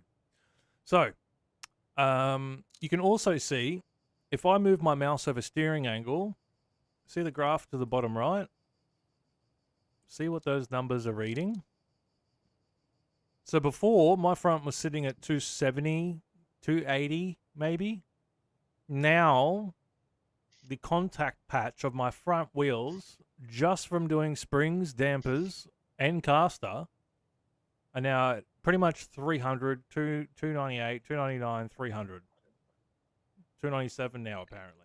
Now, apparently it's going down. Oh, back up to 300 we go. Oh, we're bouncing.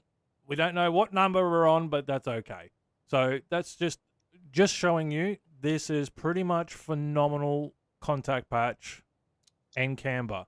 Now let's see what happens when we increase that negative camber.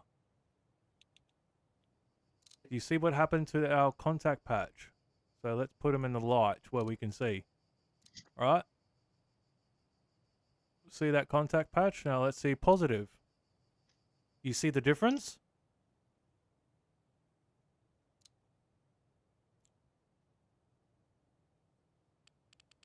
Oh, thanks, Lexa. Yeah, the trailer was pretty cool, eh? On the Buffed Out Drift Series YouTube. Check it out. Yeah, so you can see this only goes to a -2 to -8. So there's not that much range of value. But you can see even this slight adjustment, what it does to our wheels and our contact patch. Now, you may be thinking, oh, like, it's not really that much of a difference. Like, how does this help me? The real crucial thing here is when you are at lock. So, if we have a look.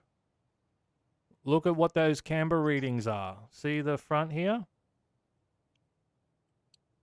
So this one is 10 degrees positive. That one's -20. Right? How crazy is that? So this is pretty much on a pretty big angle. We can even see it lifting off the ground here. Right? And if we reduce that, look what happens. So if we try and make this, let's say around even. So that would be around, probably around here. That's probably as good as we're going to get it. -6.4. All right, 15.5. We can see our lead wheel here has a little bit of angle there. See on the side? And when we do reset our steering angle, we can see the front end lifts a little bit, right? When we're turning. So don't forget that. Your front suspension is going to be under compression when you're steering. And look what these values do when we are turning our wheels.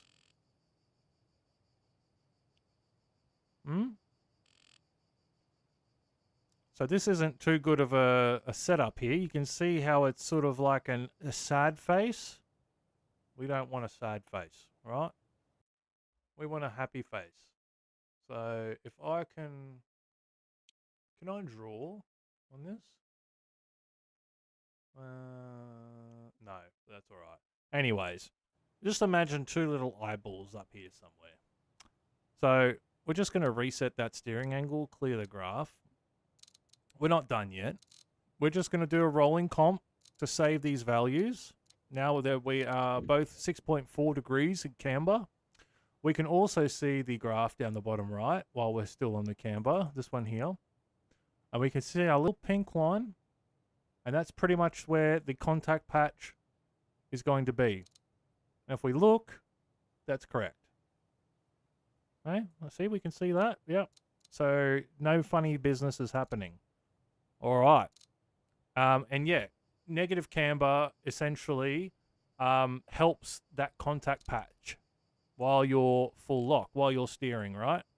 So if you have too much or too little, you can see your lead wheel is going to have nothing. If you look, we see our lead wheel with absolutely no contact, and our chase wheel will more than likely have all the contact, which is that right one on the screen now with 480 contact, right? Or kilogram forces or what have you.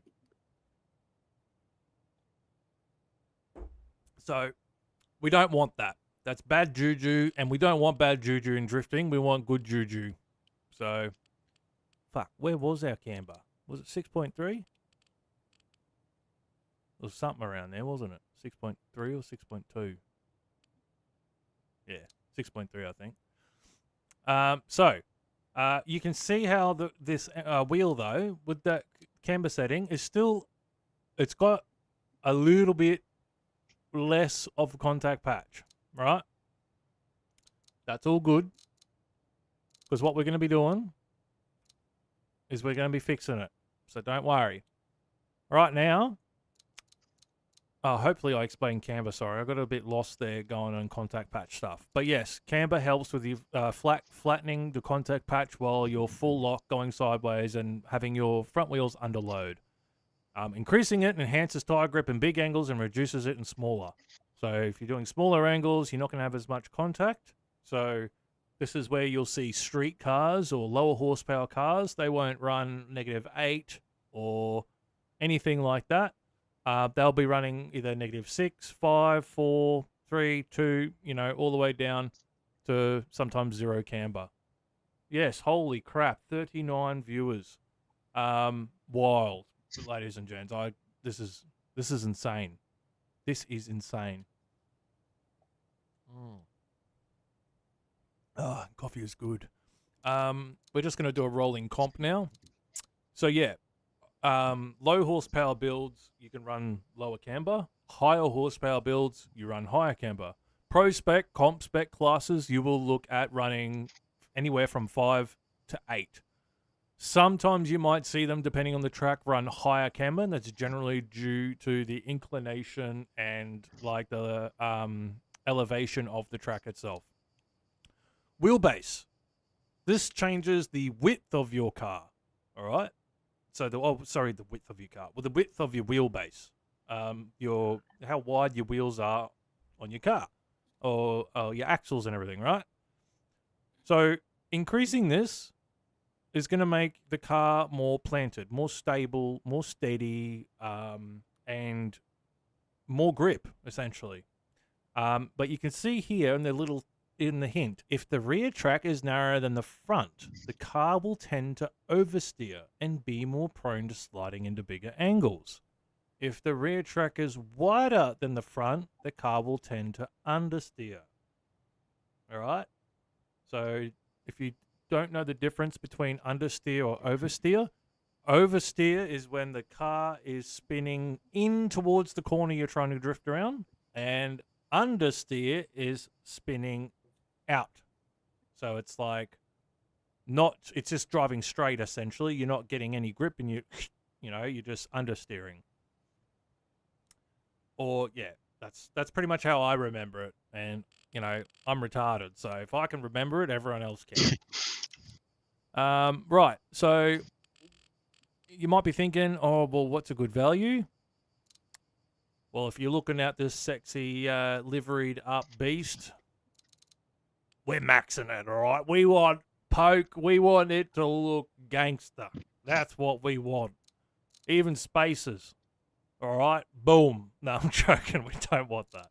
We just want I am very sure. We want to fill the entire wheel well, essentially, and our body. We don't want it to stick out too much. You can have it at 200. But now we have to consider this is the only amount of travel we have. Otherwise, our wheel's going to start poking through the guard, and that's not realistic. And this is going to be a realistic driving game. So let's tune it realistically, huh? So let's do 180. That looks... Is that fitment or is that fitment? Sheesh. Sheesh. Oh, what was chat saying? 40 BD. Holy shit, we're 41 viewers. Nah, what? This has got to be fake. Surely. 41 of you listening to me. Yeah, there you go. Dropped to 40. Yeah, knew it was fake. Fake news. No, I'm jokes. This is crazy. This is incredible, honestly. Thank you everyone for being a part of this and, supporting it and everything. It's just great. If you want to go on the draw for the giveaway, which is going to happen after we finish tuning, just say one word in chat. That's all you need to say, and be subscribed. Literally, that's all you need to do. We've got 40 people. Hopefully one of you want the game for free, and then you can come drift with us, and we'll build you a buddy tune and a car. Actually, to make this really pop off, all right, and this is for you boys on Discord hanging out with me as well. With the giveaway today, whoever wins, we will also design them a one-of-one custom livery that only they have and that's it. It won't be public. It'll just be for their car. Whatever car they choose, that's their first car that they want, their dream car in the game, we'll design them a livery. All right? That's a cool idea. That's actually really cool. Hang on, my sound just went off. Damn Be it. down to help out Can't with hear that. any. One sec. Yeah, 100%. That's a sick idea. All right, now it's back. Yeah, so that's we got to get this giveaway ramped up. All right. So with the game, we will design you a livery in the game for you, a one of one that only you have. Okay, and you can choose to share it with your friends or whoever you want, but it'll be yours, just you. All right, we'll design it for you. So not only will you get the game, we'll help you build your drift car, and we'll design you a one of one livery. Okay, so that's got to rustle some feathers, surely. Right, wheelbase. We got some nice fitment here. Okay, we can see the numbers on the side here are all zeros and they're bugging out, so I'm not too sure what that is. Oh, wheel toe. But yeah, we just want it to be a little wider. Now, you'll see if we do our steering, right? This is our lead, this is our chase. Our chase wheel has 70 degrees and our lead wheel has 62. This is not good juju, okay? That's a little crazy. And our steering angle on the chart here looks like a very unhappy face. We don't want that. We want it where the aqua line is because we want a happy face. Because we want to drift happy. We don't want to be upset. So, you might be thinking, what wheel toe do I run? How do I know? Well, first, let's understand it. Front, positive toe in enhances stability on straight roads, but significantly increases understeer. Right? We spoke about understeer before. Negative toe in improves wheel response during turns and increases oversteer. So the description's a little, confusing because it says toe in, positive toe in, and negative toe in, which is weird.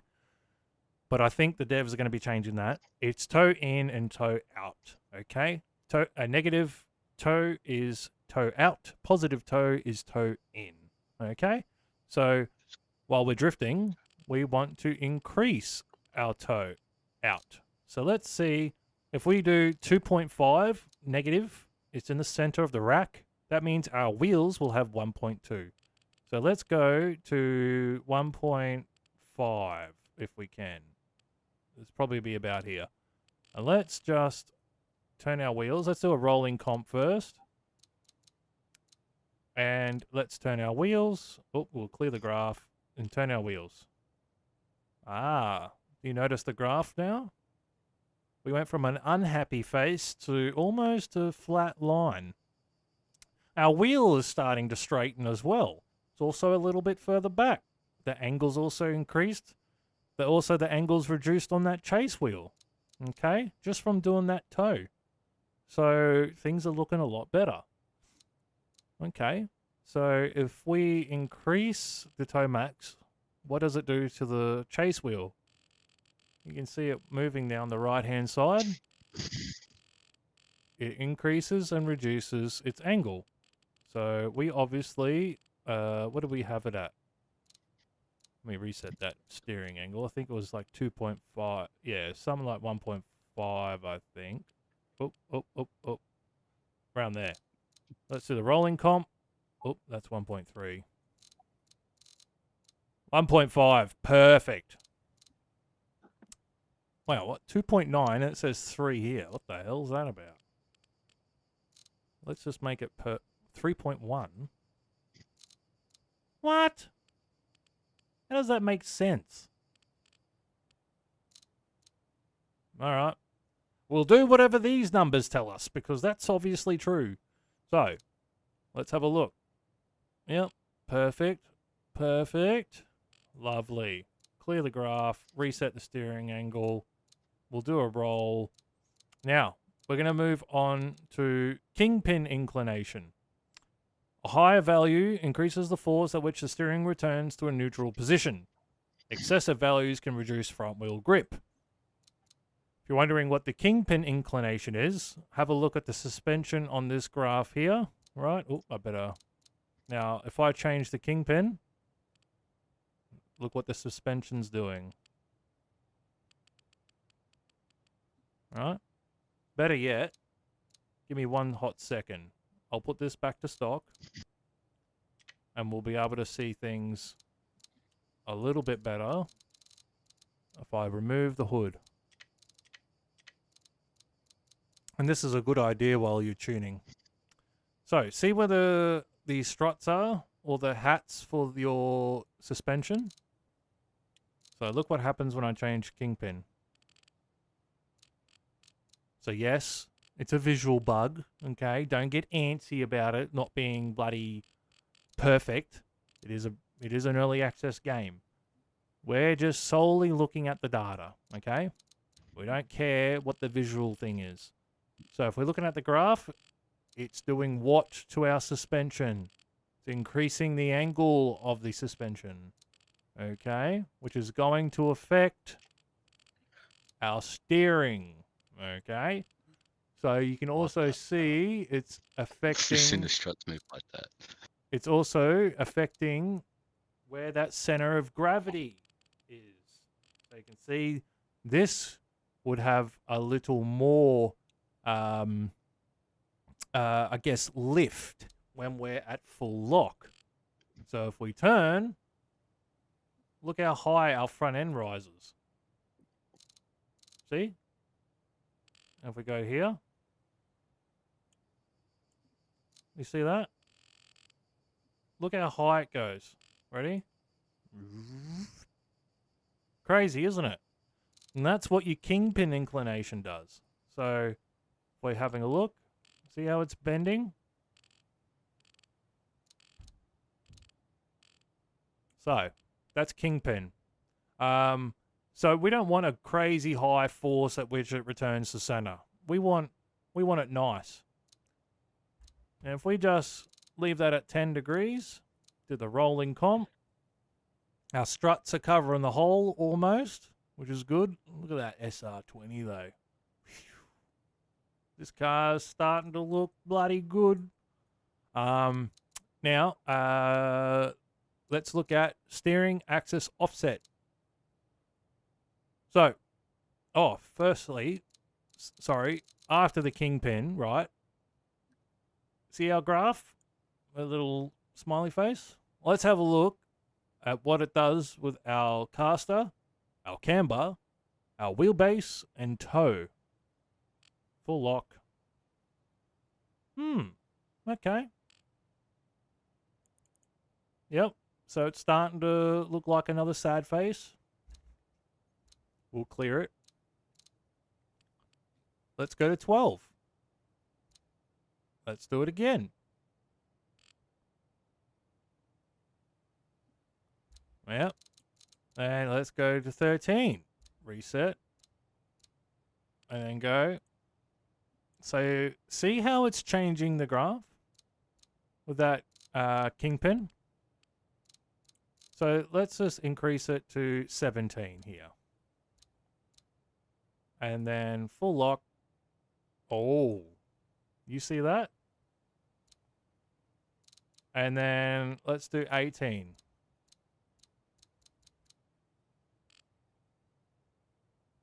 Well, gosh darn me, look at that.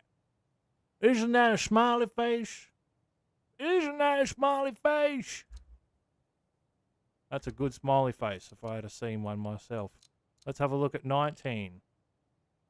Woo. But we can see, look, we don't want this kind of crazy lean on our lead tire though, because we're going to have no grip on it, aren't we?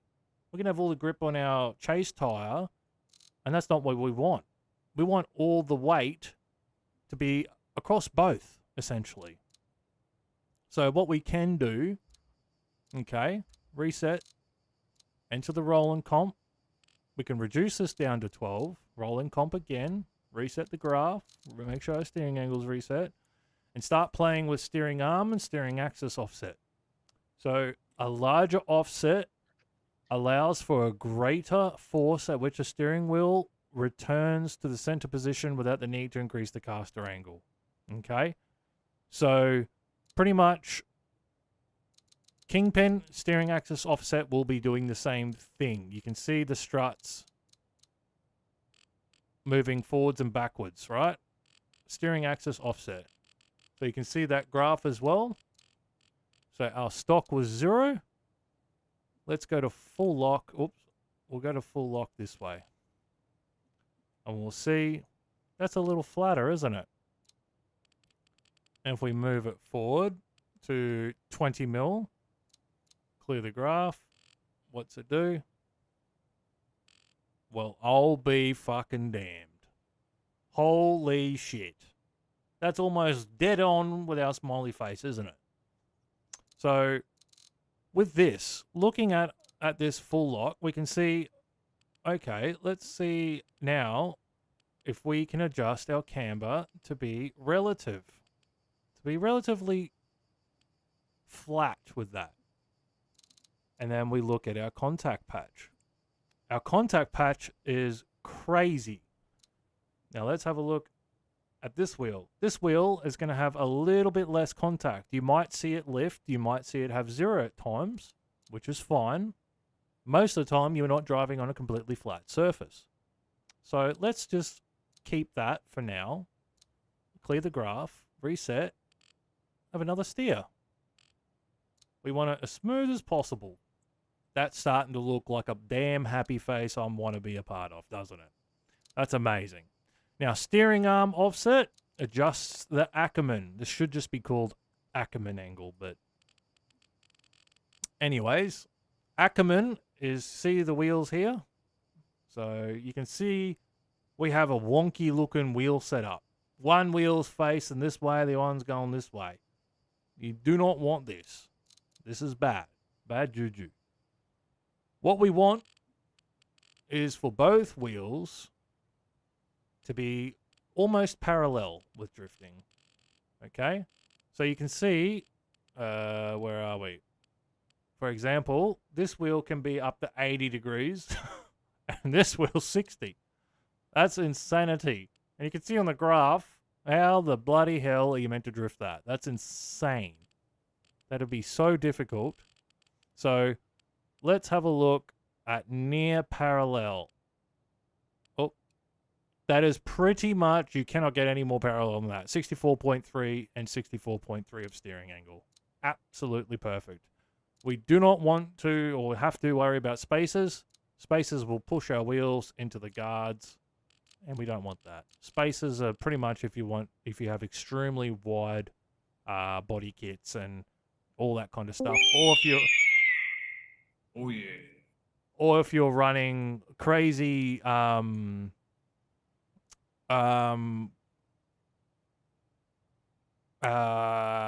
lost my train of thought. Crazy offset like on your wheels. That's pretty much the only time you'll use spacers. So we'll do our rolling comp. We've got our very extremely cool happy face. Things are looking bloody gravy. All right. Things are looking juicy. I love it. All right. Now, we've done the front. It's time to get her from behind. All right. So let's pucker her up and look at the camber. Now, we already know what camber does. It adjusts the angle of our wheels. So, you know, that full-on Japanese slam style. Hell yeah. Konnichiwa. Love it. But we don't want negative 10 degrees camber in the rear. All right. We want grip. We're chasing grip.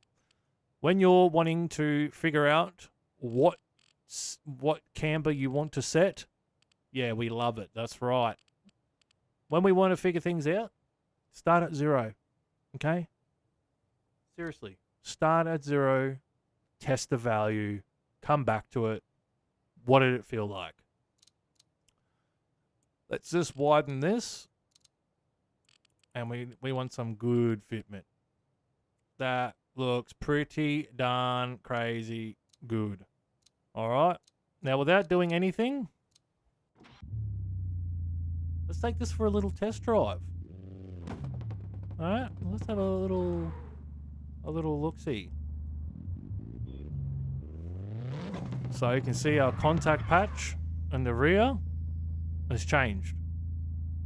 270, 271. We will look at the front, 290. So it's a little bit different now since we've tuned our suspension geometry from 300, isn't it? Give us some revs. Oh, hear that? Hang on, we gotta turn that up. I think we gotta turn that damn sound up.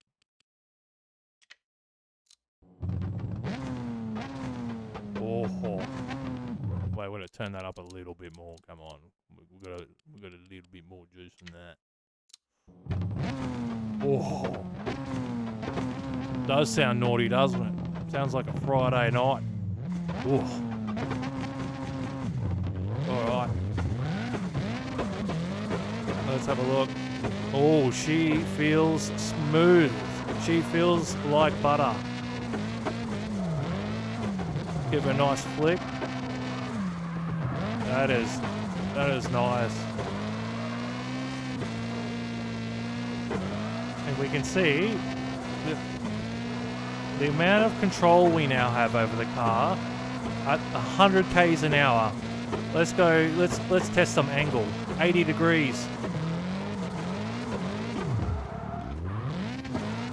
Oof. She was holding that pretty nice, but you know, you can't maintain 80 degrees forever. So let's test 60s.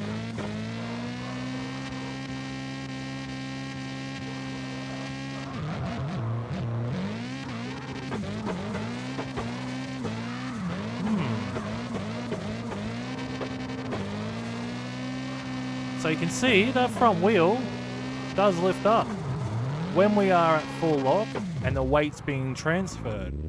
However, when we're sort of just cruising, you can see the weight of the car leaning. See it? And then when we go the other way, we can see that weight lean. And look at that contact patch on the front. 400s, high 400s and 500s now. See that? Give it a clutch kick. We are starting to see some good damn results. This is starting to be, holy shit, 45 views. My goodness, this is growing. So let's have a look at this rear contact here.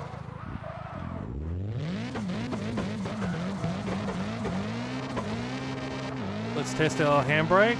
Still, suspension's nice.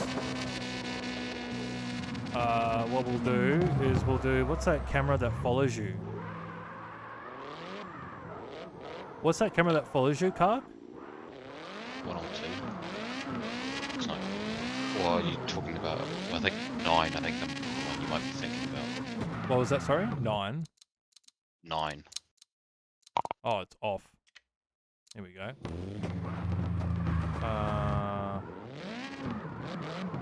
All right, let's test that. So see that? So I'm putting the pressing the handbrake.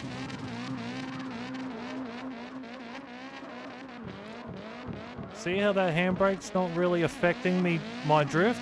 I'm able to sort of maintain an angle. And I'm just tapping it. So this is becoming a very predictable car. I know exactly what the car... Get out of my way, you stupid Skyline. Who fucking drives a Skyline these days?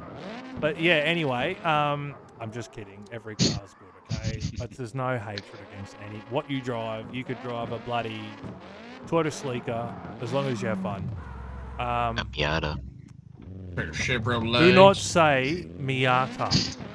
Alright? I knew So that we would got, get just you. so we got in chat. Just so we got in chat. What was that? Guess Certified who we got Ripper, in you... chat. What are you We got- talking we got- about, OG? What are you talking about? What are you talking about? What are you talking about, OG? Is this with no assist on controller? Yeah, this is all with no assist at the moment.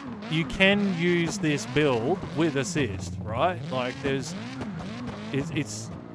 really just learning the game, like how to drive the car. So you go controls and adjust things like your slip angle, To avoid sideways slippage of the front wheels, which is understeer, you can specify the angle of sideways slippage at which the system will limit the turning of the front wheels. You can adjust that for sharper or less. You know, you can go up to 14, 15, whichever. I have to keep mine around 10, 11, 12 sometimes. Brake force, I like to keep mine lower because I tend to have higher brake settings. Steering wheel inertia. I just left that at 1 because I didn't really play with that. But I think it's like the rate at which it throws the car. I'm not too sure. Hand strength. Sometimes you can reduce this depending on the tune. If you have a really aggressive tuned car, you might want to lower your hand strength. And then retention, I think I had this on 0. I don't know why, but it just feels better. So yeah. So let's just keep looking at this geometry here, because we haven't even tuned our rear camber, and we want to look. Like if we have a look at our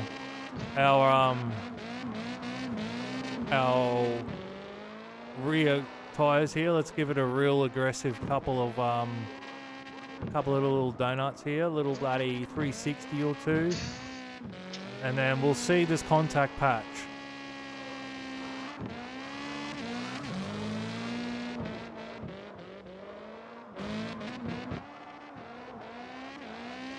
Give it some.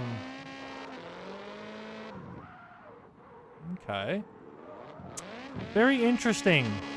So, if anyone noticed how we're starting to see a lot higher numbers, more controlled grip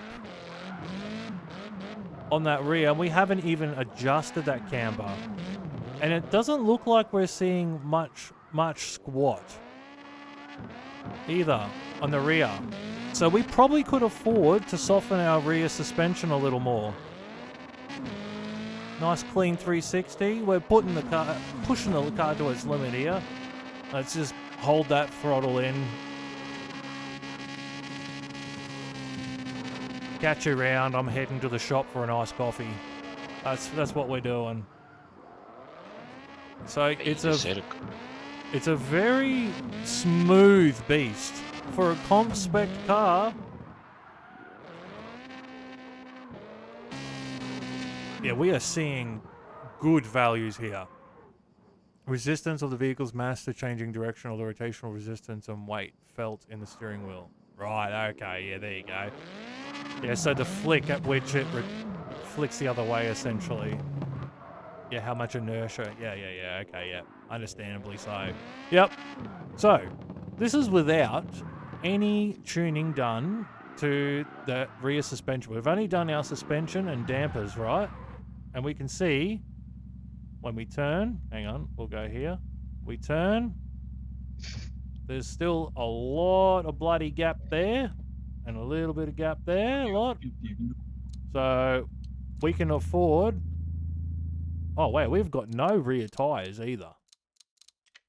Let's just make sure we've got rear tyres first. And we go, have a look. So we could probably afford to soften the rear suspension. So, let's go back. From 5 kilo, or 5.5 to 4.5. So we're dropping it by a kilo. Alright. Oh, we'll give this another test drive.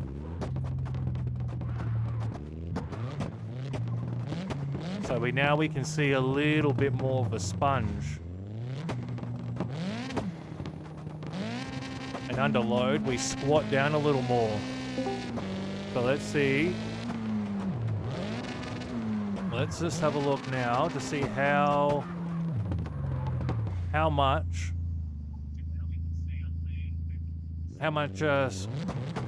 grip we have on this contact patch.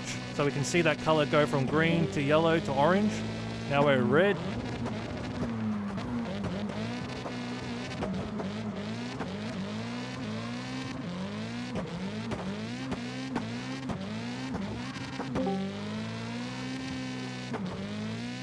Yeah, wow, now we've got even higher contact patch. So we're starting to see some crazy values. That's just getting off the hook there, son. This is gonna be my new competition car there, Chuck. Boy, there, Chip, I'm telling you, man, this is the only man I've ever seen drift a John Deere lawnmower, folks. I'm telling you, crazy shit. And if you notice, Always down, get the sneak out. and if you notice down here, look at the tire wear. So It's I've been nice and drifting even. left and right, but it's wearing out in the center. What's that Yeah. tell you? What I this? tell you, folks. What does it tell you? Good contact. Amazing contact. That's exactly You get right. mad traction, folks. I'm getting mad traction because we've been tuning the vehicle. All right. So this is pretty Middleweight much this is pretty much the right way you go about tuning, and also the right kind of tire wear you want to see on your rear tires, because that's meaning the center of your rear tire while you're sideways is being worn out, which means you have the most contact patch, which means you have the most grip, so you can just grip it and rip it. Whee! Okay, you can have a lot of fun doing that. So we know that our grip's increasing, our contact patch is good.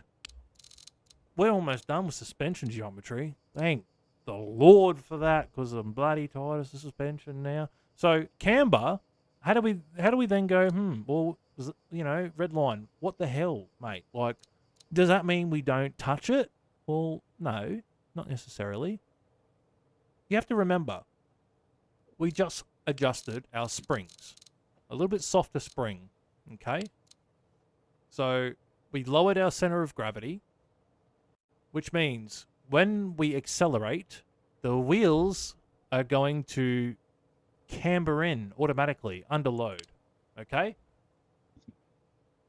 With that being said, adding a little bit of positive camber in the rear, when you squat, it'll basically make your wheels set dead center, okay?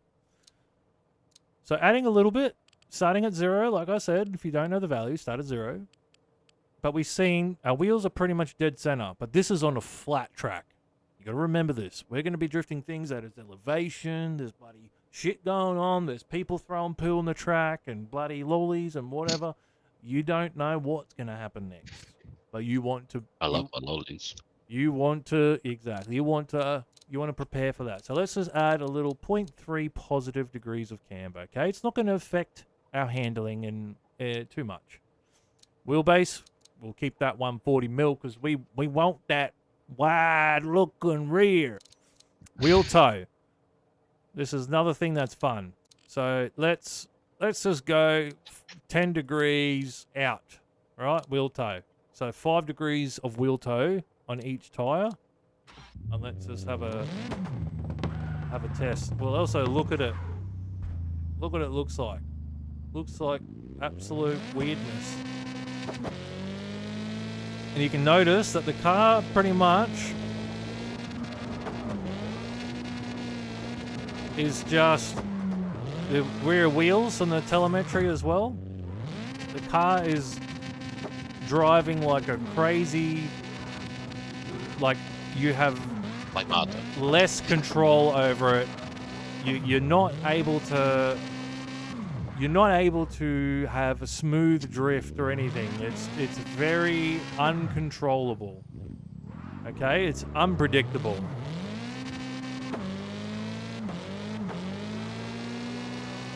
And it's not loving it. It's very unpredictable. Okay, so we can go right. What does plus 10 do? Let's have a test drive.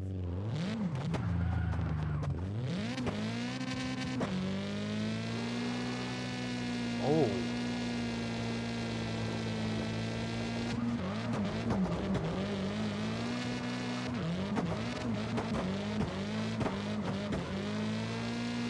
So we're starting, so we can see that this is the opposite effect.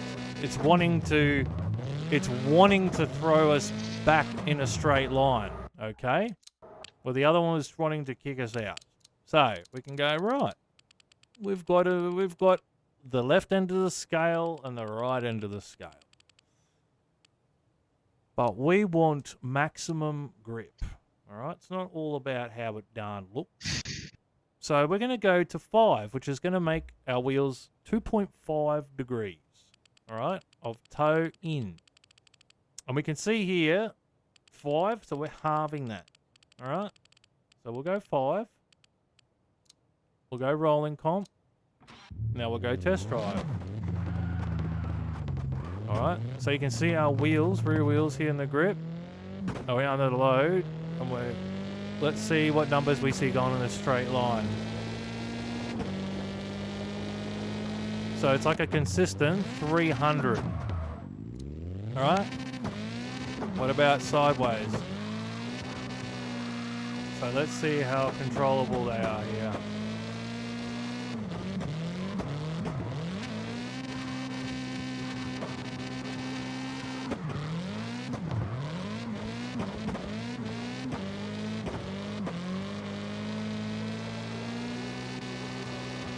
How's it feel now, Red? See how much smoother is that? It's pretty damn smooth. It looks like butter on bread.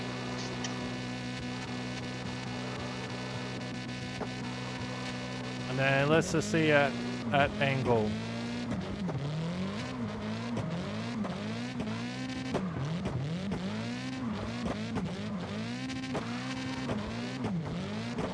It does like it. Does feel nice. We could probably even reduce it just a little bit more. Let's reduce this down to 1.5. All right. And then we'll have another test drive.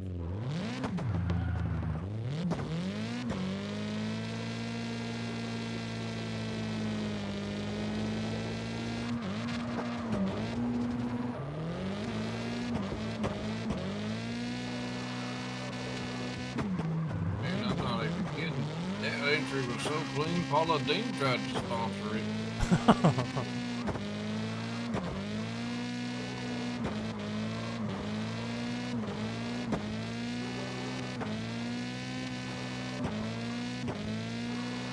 So we are seeing some good numbers. And that tire wear in the rear is still good, right? We pretty much have nailed our rear suspension, front suspension geometry. No, I don't want to go back into testing. So, we'll leave this for now. And don't forget, we can always come back to it. Tires. Profile. Since this is a comp spec car, let's just build it to comp. Now, on our in our Discord, we do have a sheet, so I'm just going to be reading off that sheet. But hang on, let me just bring it up. How do I do that with the thingy, my bob? Application capture? No. Browser image? No. Is it going to be a screen capture? I think it will be. Window. Ah, here we go, yeah. And then I can capture that. Boom. All right. So, I'll just move this across. So this is the BODS, the Buffed Out Drift Series driver manual. So everyone gets this in Discord. Okay, we'll just go down. It comes up with some contents, requirements, car specs, and scoring. All right, so it's only 3 sections. So Buffed Out Drift Series. We just skip that, okay? But I do not recommend you skip that if you were part of BODS. If you skip that page, smack on the bum, all right? Not allowed. Everyone has to read, whoever downloads this manual. So, I can't read. if you can't read, I'll read it to you. Okay, so obviously this is fairly straightforward in terms of car specs, right? Rear-wheel drive, front engine mounted, under 1277 horsepower, 900 to 1600 kilo in weight. Tires are only between 30 and 35% profile. You're only allowed between 0.8 and 1.7 bar on your wheels, 16 to 19 inch wheels, and 225 to 265 tires. You have full range of tuning. All body panels must be attached. And if you're competing in a competition, you run team livery, no modifications to the game. And this little rule down here was made specifically for, how do I move across? Here we go. This rule was made specifically for a single person in our Discord who likes to modify cars into monster trucks. So, thanks for that. He's not in here. Like the car. Yeah. Look at Right. the car in here. Actually, This- he'd probably take that with honor, wouldn't he? Yeah, he would. So this is pretty much our car spec requirements, right? So it's essentially you can use any engine, right, in our comps. You have no restrictions. The perfect weight to this engine power and the engine's weight is this. So this will give you near perfect power to weight ratio. The tires you run in the comps would be these. So these based on this. So whatever your car's weight ranges. So if you fit in between 1050 and 1199 kilo, you would run 235, 35, 1.1 bar. So we go, okay, then red line, what do I do? And then what do I do then? So we go, all right, let's just go out. We go into my cars and we look and we go, okay, our weight distro is 52.48. Our power is 643, and our weight's 1139. So we go, right, 1139, back into tuning, go to tires. We bring up our manual again, and we go, right, we're in between here, all right? So 235, 35, 1.1, easy. So 35%, 235. We can run up to 19-inch wheels. So keep these and 1.1 bar. Easy. So that's going to change contact patch. It's also going to change the size of our tires. It's going to change the grip. We were tuning to tires that were sized 265, right? So you might be thinking, oh my God, like my tune, all that time that I just spent, now it looks dicky. Well, we can fix it, right? That's what we're doing a base tune for. This is why we are talking about these parameters while we're changing it, because you're learning on a car that had zero tuning done to it, right? And now you're speccing your car, so you only need to adjust a certain number and certain parameters to get it to feel as predictable as you possibly can. So, do a little bit of a roll. Let's go to the front. We'll give him a little bit more. Let's go to 190. Yeah, that'll do, I guess. We'll have a look. Now, look at what happened at our steering.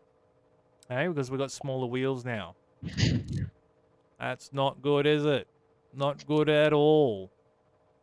So, we're going to have to clear this current graph. Based tune. Yeah, that's right. Based tune. So, we'll have a look at our kingpin now. Oh, that's starting to look a little better. Right? You still got the what's it called? The guide up on your screen. Oops. Sorry about that. And then you clear the graph. We'll have a look at, I'll keep our kingpin here, and we'll do a turn. We'll look at our wheel. We'll look at the angle. We want to keep our Ackerman as parallel as possible. But let's have a look at our steering axis offset. Let's clear the angle. Let's see what happens. And look at that. We're starting to get our smiley face back, even from these steering adjustments. So, all right. Reset steering angle, clear the graph. If we do 30, I bet you anything we'll almost have our little smiley face. So we've got a little bump in the middle. That's not what we're looking for. So let's clear things and do it again. And very nice. So on one side, we've got a little bit more angle to the other. So what does that tell you? Yellow line, toe angle. we go to wheel toe. Okay. So, let's put it on 3. Right? 3.3, 4, 5. See this toe in the middle? So let's just put this on 4. Right? 5.1. Now, if we reset our steering. Oh my God. That's a near perfect smiley face. That's actually better than the other one, my first one that I used in the bloody the graph save. That's I can't even draw, he says. That's near on perfect. And we can see, look at that contact patch. That there is what you want to see. That is near perfection. But that is exactly right. That is very, very, very nice. 7 degrees of camber. We adjusted the wheel toe to compensate.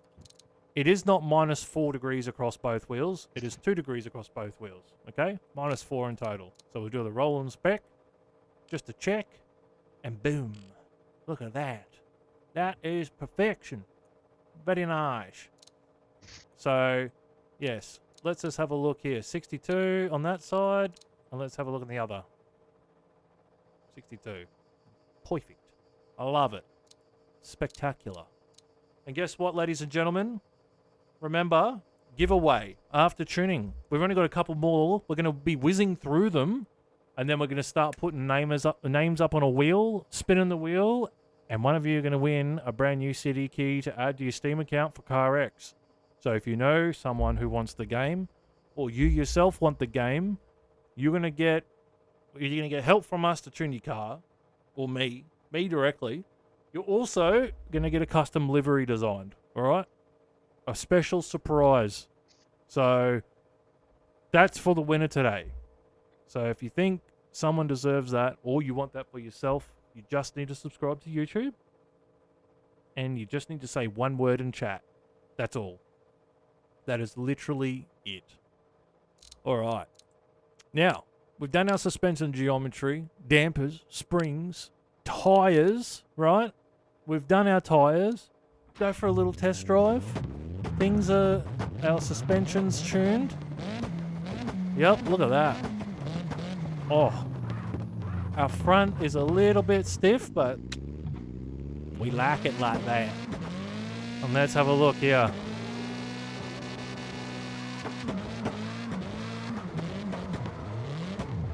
Oh, we could throw mean backies with this one. Let's have a look here, eh?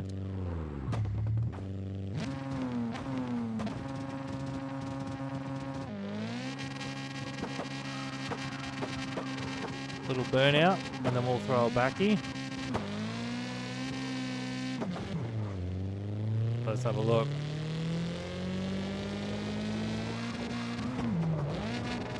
Oh, that's not even a backie. What the hell was that? All right. Hang on, round 2. All right, I'm under pressure. There's too many people watching me. Hang on, here we go. Oh yeah. Wow. That's crazy. That is crazy.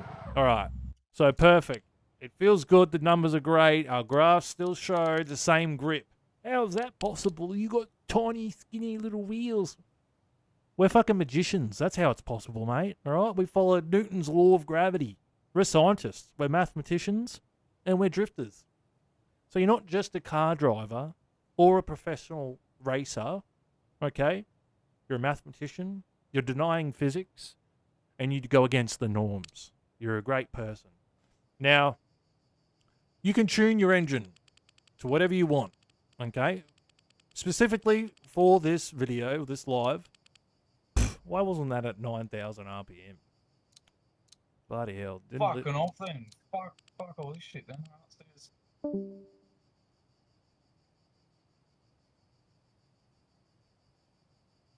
What the? Hey, goodbye, Slinky. Okay. Rightio then. Anyways, anti-lag working time, anti-lag boost pressure, doesn't matter. You can really tune this to however you want. Okay? It's completely completely up to you on the way you want your power delivery. This is all this is. However, when you are tuning for specific tracks or layouts or anything like that, you can tune your power delivery according to the track. Okay? So it depends on what kind of feel you want. How do you want it to feel, you know? How aggressive is it? How much power do you want to put on? All that kind of stuff. So I like to just keep mine anywhere from 1.5 seconds to 2. That's my range of anti-lag working time. I keep anti-lag on, anti-lag boost pressure at 1.5 bar, and max pretty much everything else. I want the most amount of power output from my engine, especially for a comp car, you know, but you can play around with your power delivery. This is all that's going to affect. Transmission, well, shit. Looks like I didn't bloody install that Summers Pro. So give us a second and we'll have it. Ah, that's right. I left a welded diff in there. But we're doing a comp spec car, so we better put in a big diff. Sell that one. All right. Perfect. Back into tuning. Now we go to transmission. Oh. My gearbox apparently is still... Oh, dear. Oh, my God. Where's my money? I'm poor again. Well, you know, we can't be rich all the time. So, now that you've installed the Summers Pro, now that you can adjust your gearing, your gear ratios. Now, this feels fine for me. Probably, I reckon in part 2, we'll go into gear ratios and power delivery. But for this stream, we're doing pretty much suspension and going through our grip and everything else. It's a lot to take in. I don't want to cram too much in one stream because, you know, it is a lot of information, I understand. So, leave all your gear ratio, leave your final drive. Actually, you could probably increase your final drive to maybe 4.2 if you wanted. That's going to shorten your gears a little bit, or 4.1. And you can see the grey lines on the gear on the chart on the right here. So you can see that these actually are hitting all the max power, except for 4th and 5th. 5th is kind of, you know, off on the haywire here, or 6th, sorry. But that's okay. We'll leave final drive there. Lock acceleration. This parameter affects the threshold at which the differential remains locked under load, or under acceleration. The higher the value, the stronger the diff lock, which makes it easier to lose control during a drift. Essentially, we're going to be drifting a lot easier. We want, essentially, you can start with this. 100% XL, 100% decel. Start with this, work your way down, okay? If you don't want lock that's crazy, lower it if you want on the decel, so you have a little bit of grip. However, that is going to throw your car. So be prepared for that whiplash back. Preload. Used to create resistance to free wheel rotation. The higher the preload, the earlier the lock engages. With the small preload, the lock will only engage with a large torque difference on the drive of the wheels. That's what we want. Pretty much, if it's locked up, it's locked. You know what I mean? So, if we can do that, easy. Braking system. So, that's pretty much transmission done. All right. We can even have a little test drive. Let's see what this lock diff does. Oh. God damn, you see that? That just near on whipped. Well, you can see. Ready? So I lose traction now. And both wheels are spinning. Now let's have a look at the...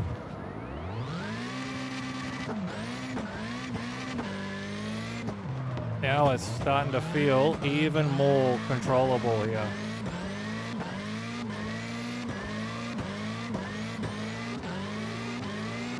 And see that? See that handbrake? See what it's doing to the rear? It's sort of bouncing our rear a little bit. So that means we're going to have to possibly tighten up that rebound. Or loosen, sorry, because it's starting to bounce us. When we hit our handbrake, we don't want that. We want that traction. We can see the traction on the left. See how it drops? Goes from 3 to 2. So that's one noticeable difference here. The front seems fine. So that, but the diff and everything else seems completely fine. But I think this is probably also going to be the preload because our wheels are going from lock and no lock.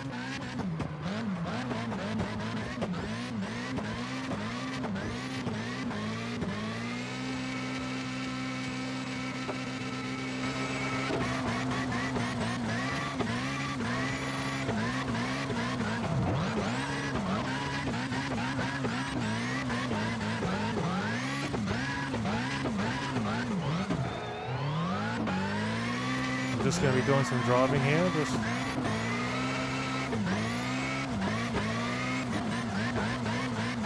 $70 degrees, very nice.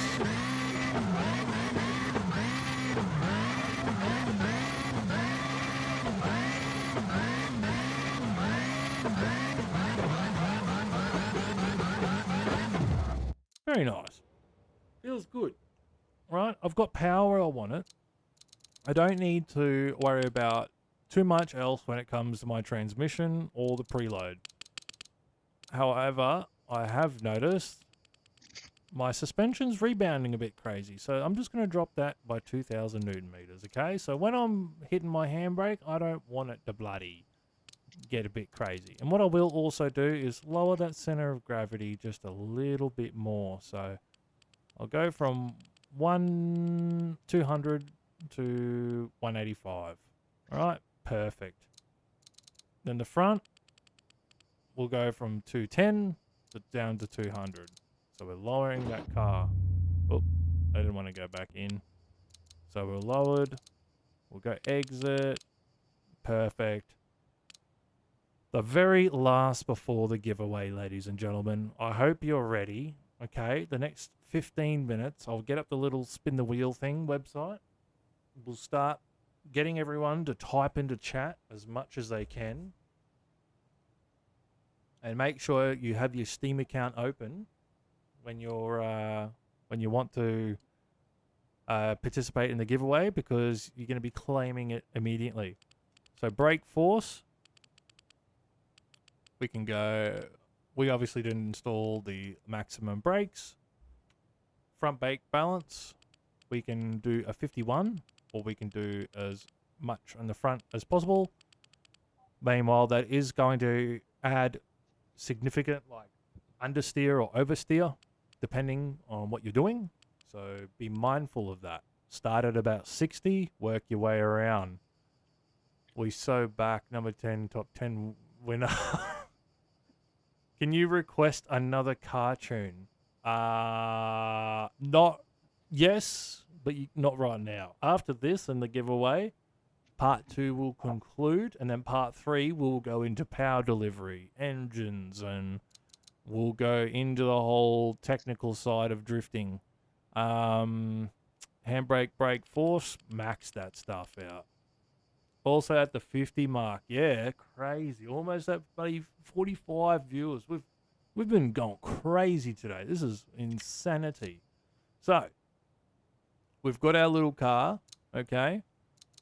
We've let's just whack that hood back on with our livery, because which one was it? Was it that one? It was this one, D-Master. And we'll put the paint on. Put the paint on the hood. And we just went to orange, didn't we? Yep, perfect. Alright. Look at that. And that's our tuning done, ladies and gentlemen. That's our comp car. Alright? We've tuned an entire car from start to finish. Going through every parameter, understanding what each does to our car, we've been teaching ourselves how our car reacts to it. And I'm just like literally just doing whatever colors here. Can request for decal tutorial. Look, Alpha, I'm sorry, mate. I'm not the person, but I know this Chinaman fella who's really good. And I'm sure he'd be happy to help you out with an amazing livery. But yes, so we can, what we can do now that we've done our tune, I bet you anything, there's going to be a car with dish wheels in the shop now. Would be your luck, wouldn't it, Red? Yeah.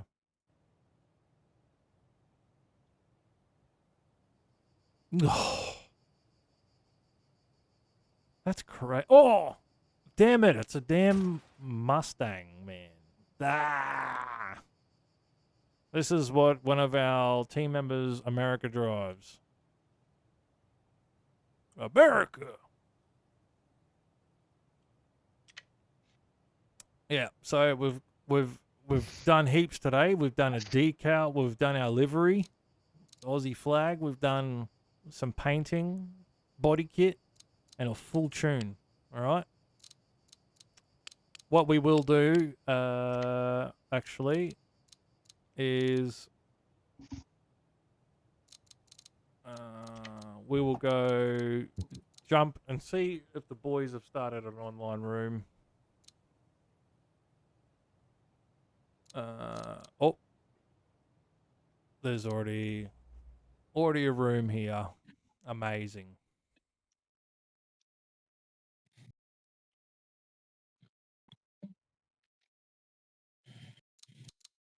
Boo, boo, boo, boo, boo, boo. Let's go down to the Drift Stadium. Oh, here he is. There's America, and he's in the same Mustang that we just were looking at. All right.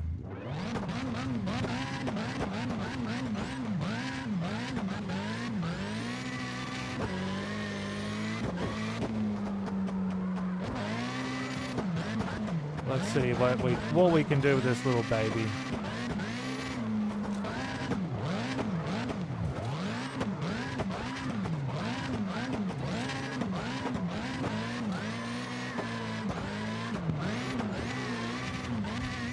Oi.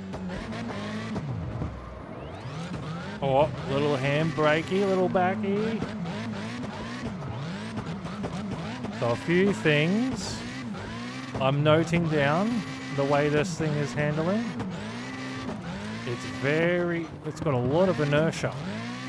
So we're whipping around like crazy. So let's go have a look at our steering wheel inertia here. Put that down to 80 and let's see what happens here.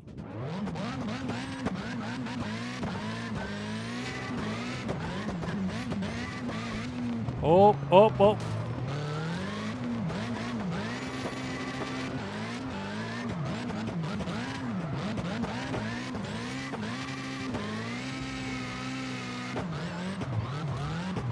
We're not really throwing.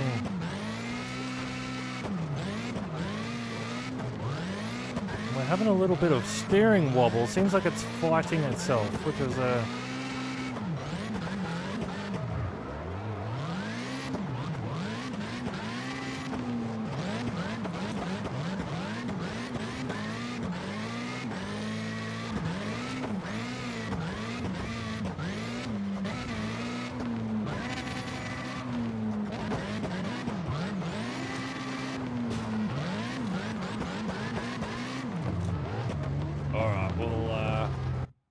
Let's see if the boys can bloody rip it.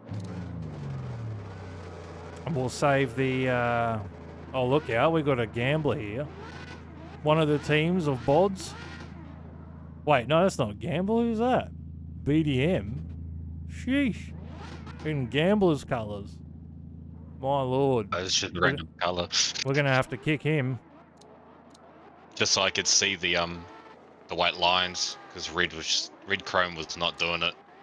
All right, who do we For, have like, here? just making it. Oh, look at this S14. Low effect.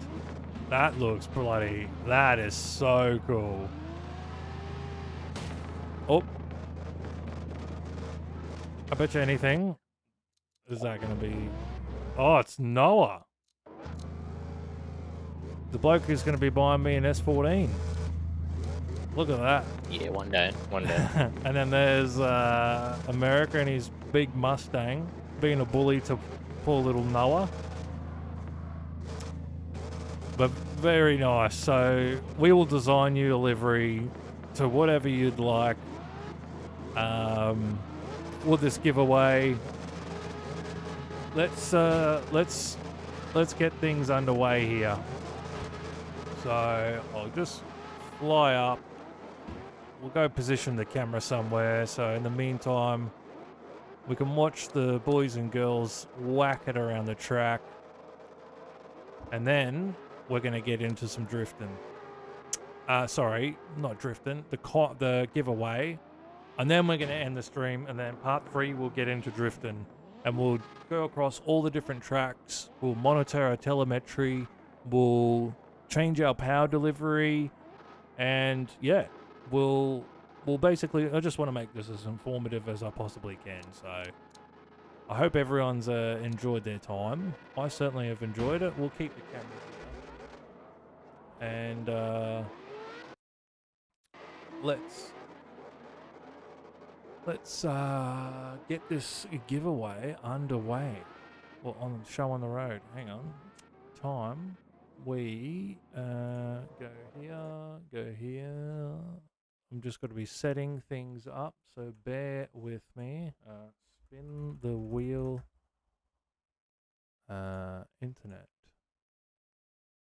Internet properties, open selector, window, wheel of names. Is that it? Yes, it is. All right.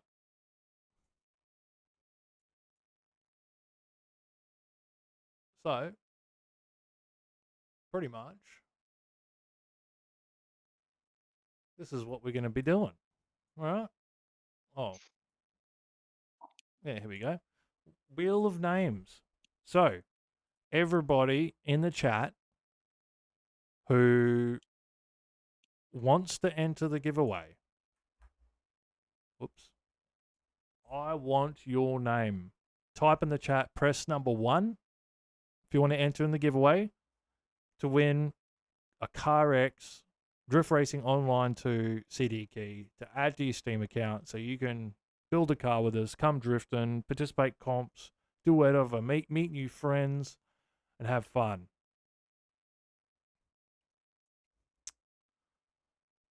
All right, so we'll do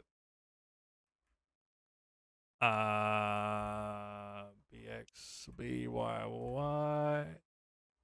Okay. No, I already know Alpha has it.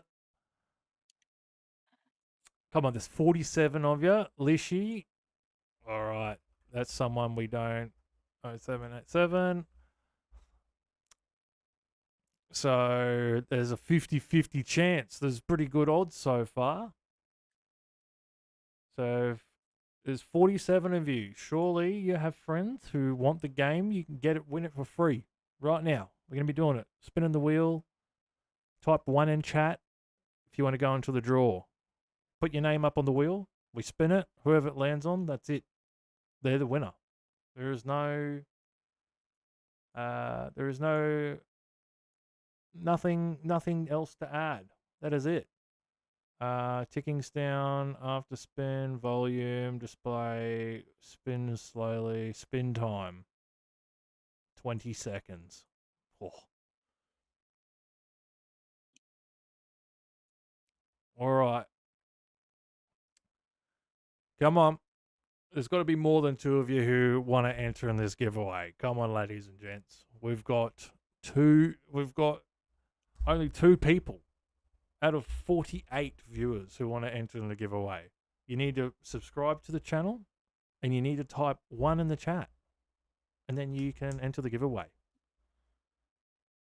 Then you have a chance to take home CarX for free. You save yourself $36.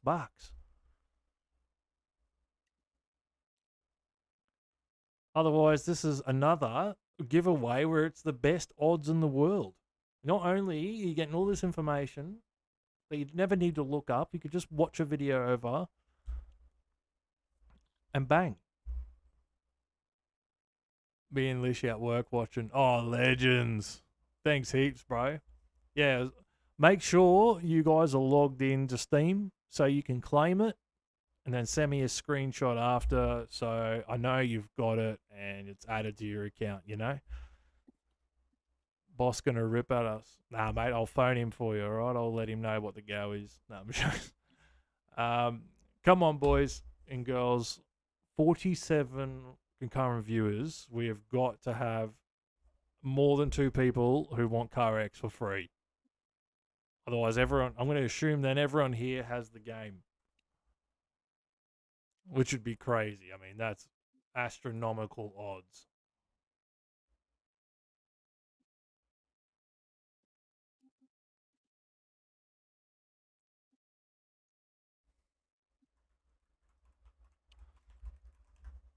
So I'll give it about 5 minutes. Get dizzy. Come on, everybody, smash that 1. Doesn't take much. Come on. We got more.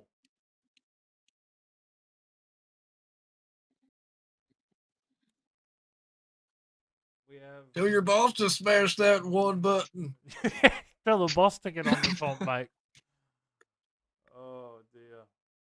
Come on, we've got to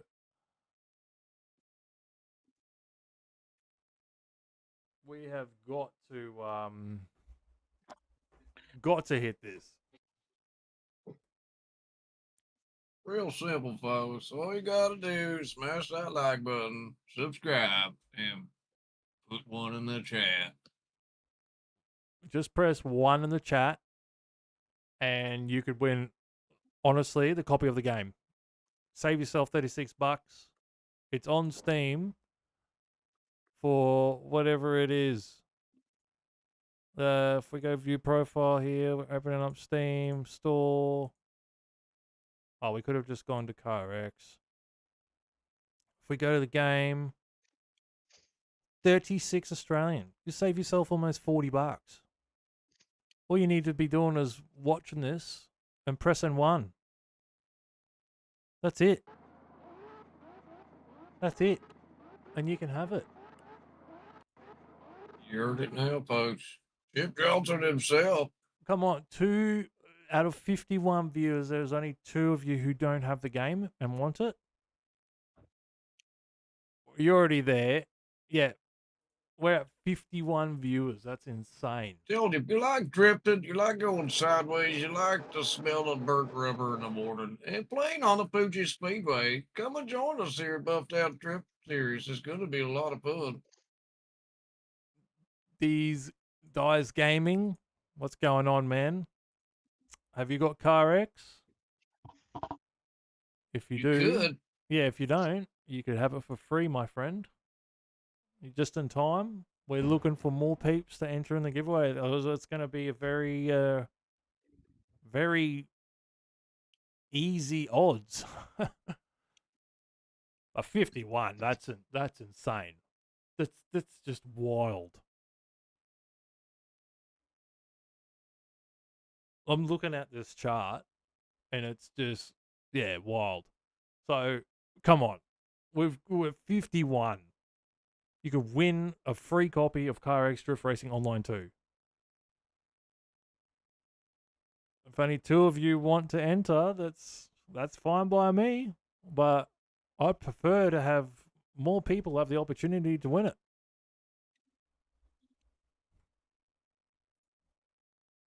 Trust me when I tell you, folks, this is not a fake giveaway. That is a real Steam code, and it will be given away this evening. Yep, you'll be able to activate it straight away, immediately, and it doesn't cost you a cent. There's no. All you do is add the game code and bang. Could be playing later today. And again, not only do you get yourself a game, remind yourself that this Discord will make you a personal one-of-one livery only you yourself will have. Jeez, it sounds like I've got some AI bot running some like backup vocal because America's like, well, you can have a livery for free. Sorry, just trying to make it sound real good. Everything ended up real fine. Car handled real nice. Car handled real good. Everything ended up fine. Just saying, you ain't first or last. 51 concurrent viewers, insanity, huge stream. I'm basically just wanting. Oh my god, we're at 52 concurrent viewers. Surely there's more than 3 of you or 2 of you who want to win this game. Surely. CarX Drift Racing Online 2 can be in your hand right now or in Steam. It'll be on your Steam account literally in a second. Without nothing. You don't need to pay. You don't need nothing. You just need to activate the code. So I'll give it, because it's already been, 7 minutes. I'll give it to 6:10 p.m., which is in 8 minutes. And then I'm spinning this wheel. And whoever it lands on is going to win a free copy. It'll be for my friend, though. That's fine, man. As long as your mate... Yeah, as long as your friend can activate it. If he doesn't activate, he won't, if he doesn't have Steam open and he can't activate it after he wins, then, he sort of won't be in the draw. Plus, needs to be subbed to the channel, and, yeah, he's at work. Yeah.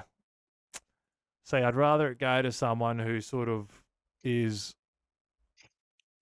watching and here and, participating a bit. Kind of want to give those people a bit of a chance, you know what I mean? But I wish I could, man.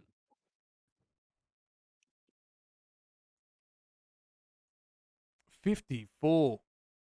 Easy, bro. 54 bloody viewers. His loss. Yeah.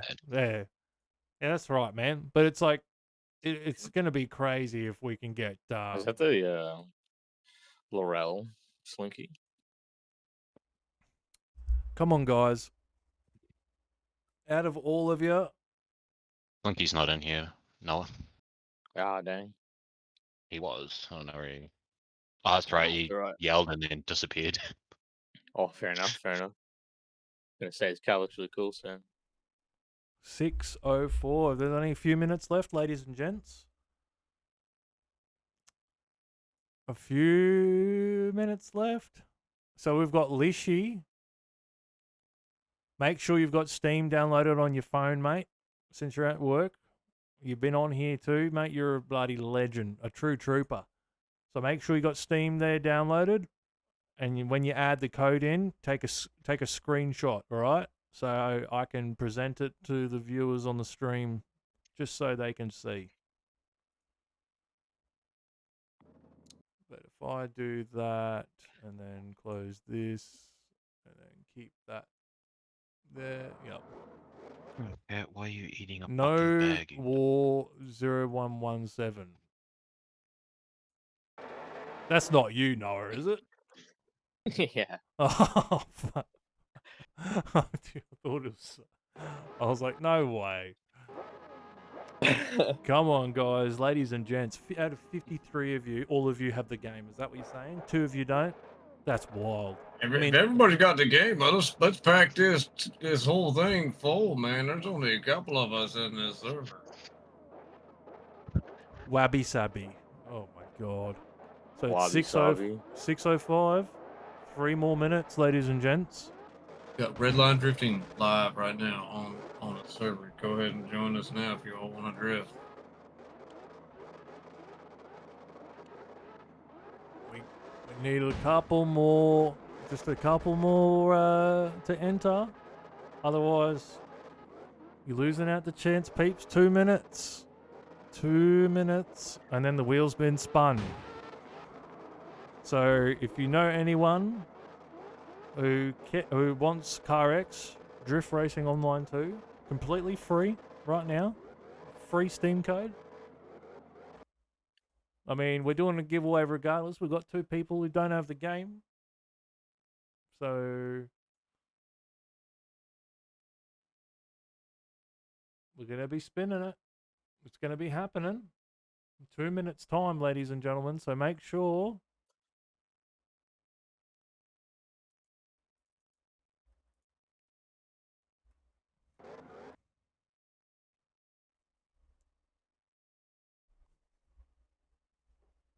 I say they've done pretty well with the delivery system of this game. Like I'm weirdly enjoying it quite a lot, playing around with it.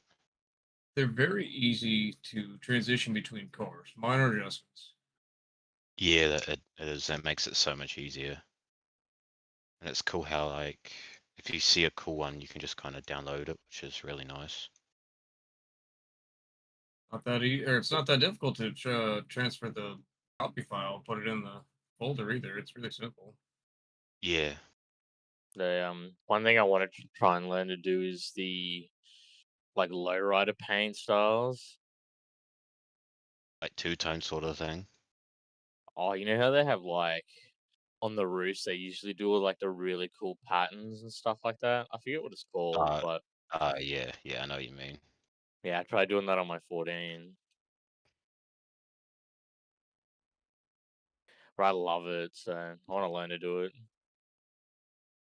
Slinky said it's Lorelli's still looking at the chat. 56 bloody It's a lot, yeah. It looks really 56 nice. concurrent viewers here, right? 56 of you. It's 6:08. Guys, if you don't have CarX in Steam, all you need to do, press 1 in chat. Make sure you subscribe to the channel on YouTube, and that's it. So press 1 in chat. Hey, Slinky. So Laurel. So Yeah, the we'll go 685. Dies Gaming.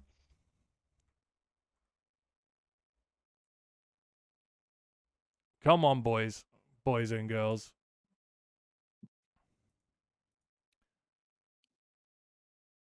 Boys and girls, folks of all ages, it doesn't matter where you're at. No, it doesn't. So 3 of yous. So Dies, you jumping in the draw? 1, perfect, mate. Wicked. Have you got Steam open? You ready to go?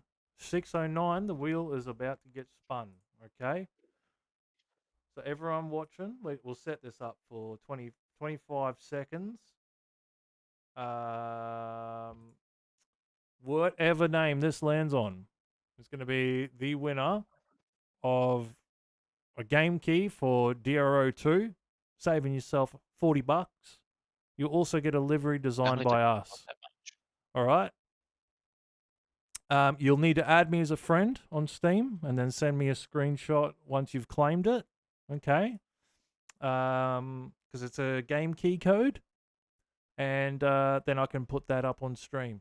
All right. So everyone, let's get this wheel spun. What do you boys reckon in Discord, huh? What do you reckon? Yeah, let's go. Let's go. Looking blue, red, or yellow, folks. There's 3 people. Ready? I want. What's his name? Lishi to win. Let's see. I'll tell you, it's going to be good. Just Here it luck goes. whoever wins. Just throw up in there. I'll personally buy you an STC. Just 10, 20, 30 people start jumping in. Oh, Lishi. Look at that, mate. That was just... Woof. Oh, did he win? He won. Lishi, mate. Yes. Congrats. Fuck yeah. I actually know him in real life, bro. Congratulations, buddy. Right on the Works for my edge. mate. Right on the edge. That looked like Oh Lissa was boy. gonna win it. All right, Lishi, mate. I'm gonna bring up my my friend code on Steam. You basically you should hang on one sec.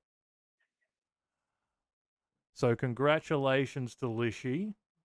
Give me one whole second. I'll go add a friend. All right. So Lishi, mate, you've got 2 minutes to claim this. To add me on Steam. All right. If you don't add me on Steam, we're spinning the wheel again and removing your name. So I will Let's see that, shall we? So I've minimized the wheel. There's my Steam code, my friend code. Add me on Steam. And Lishi, you must tell me your Steam name as well, so I know I've got the right person. Within 2 minutes. You have 2 minutes. Otherwise, your name gets removed and we have to spin the wheel again.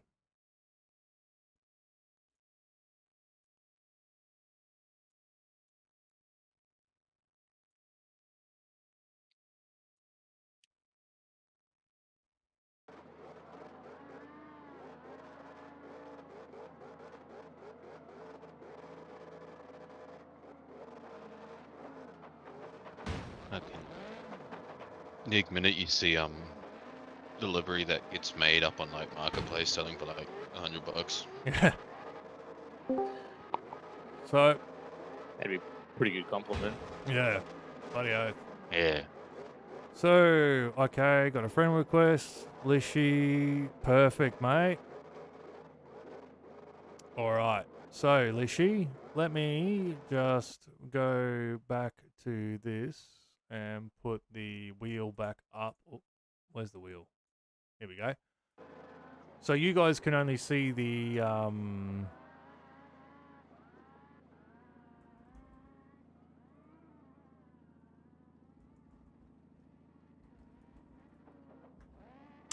So you guys can only see the wheel on stream, yeah? We can see your...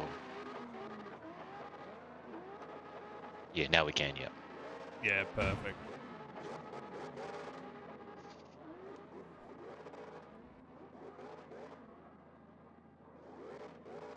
Alright, is the code up right there on stream? Are you showing the code? What? What's friend code? What's friend code? Are you showing the code? No, that's my Steam friend code. To Ah, add me as a for people friend. to add you.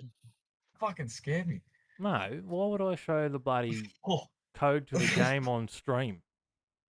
I don't know, it's still early days. This fella. Yeah, negative Nancy over here, buddy. Whew. All right. Wait, who, me? Hang on, Lishi. Wait, what?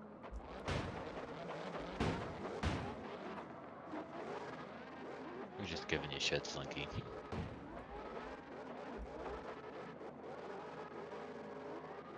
Yeah, like always. Oh, I'll be right back. I need a fifth cigarette. Free Dasberg.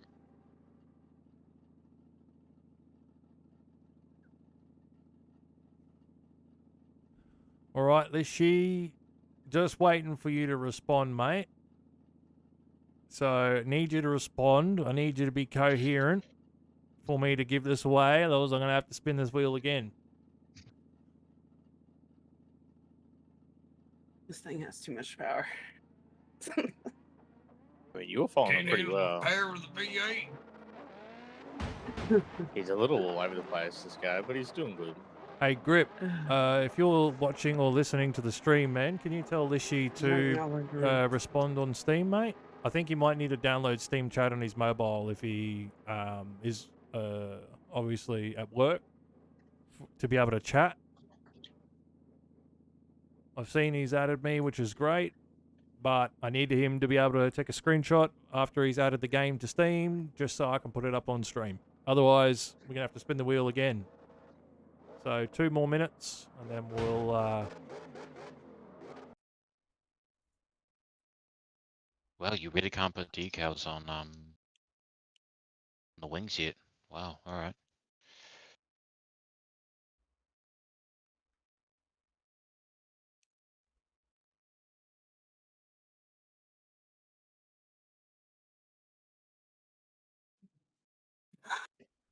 Just slow down there, bro. Sorry, buddy. I'm Yeah, beating you nice. up. They're He's actually doing pretty well for an SR20 in the Laurel. Oi, so my mate just called me up. He just said, where do you find, because he's mates with Nishi at work. So wait, what was it he had to do? Sorry. Screenshot. He needs to send me a message, a screenshot after he's he's added me on Steam, right? He basically needs to add the Steam code to Steam so he can put the game in his library and then send me a screenshot of that. Yep. So he needs to be communicating with me so I can do the giveaway. Otherwise, I'm just going to do it to someone who's ready, you know?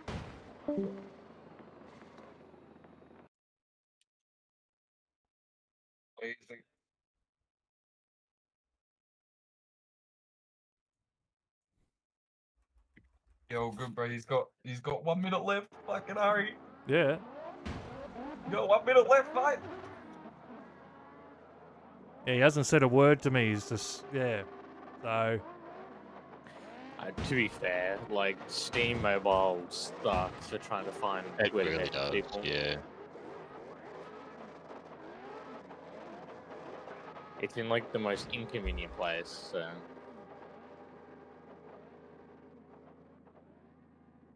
Oh, there goes my wing. Let me see. How do we add a game to library on Steam? You go to redeem code. It's fairly easy. Where's that? You can just type it up in the web browser and it comes up as well. Or you go. Stay tuned to this broadcast feature. Is it in store? Alright, so you go over to your profile, go to view wallet, and then on the right side there is Where's redeem view Steam wallet? gift. If you hover over your name on the top right, where your name is on Steam. Oh, you're on your phone. That's redeem a gift card. Yeah, or a code. No, that's It does not a same game. thing. That's for money. Yeah, but it does the same thing. Does it? Yeah, I believe so. I didn't do it that long ago.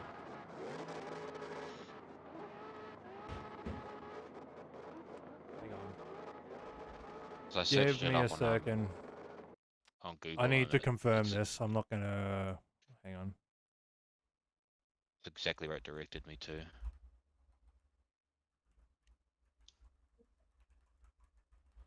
1 second, folks. Just having some. Using the official app or web browser. Tap on a store. Count image. Oh, yep. Yep. Okay. So, Lishi, if you are on your mobile, go to your Steam. Go to the Steam store. So hit the left icon, then go to wallet, and then you see redeem a Steam gift card or wallet code. So can you tell me when you're there?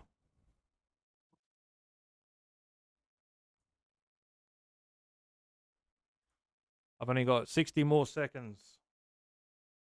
Ooh. Uh-oh. Uh-oh.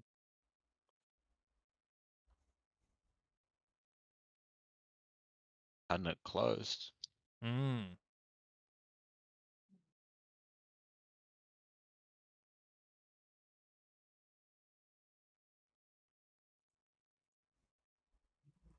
Bloody hell. So we're just waiting to see if Lishi's ready to claim it. Otherwise, we're going to spin the wheel. Oh, spaghetti.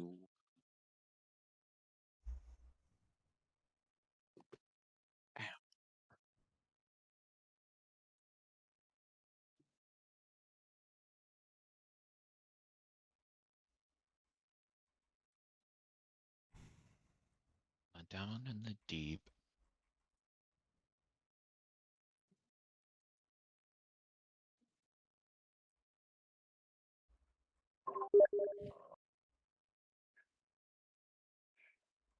Alright, yeah, so I'm on call right now, and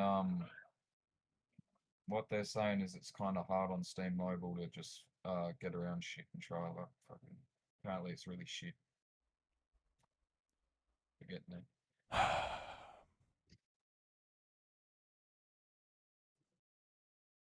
So if you go to the bottom left icon, and then you just tap wallet at the top, and then tap redeem Steam gift Yeah, card. tap wallet. Yeah. So tap wallet at the top, and then you'll see blue text that says redeem a Steam gift card or wallet code. Tap that.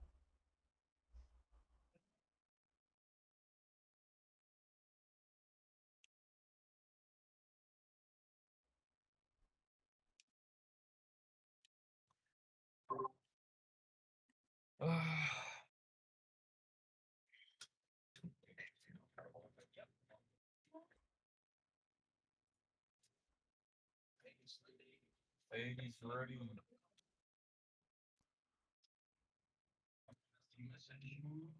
Yeah. Alrighty. So he's ready for the code. Yep.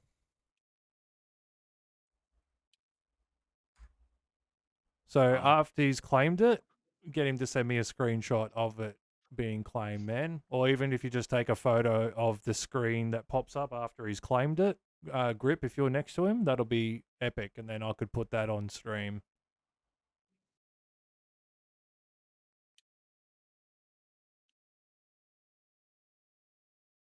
Frame drops.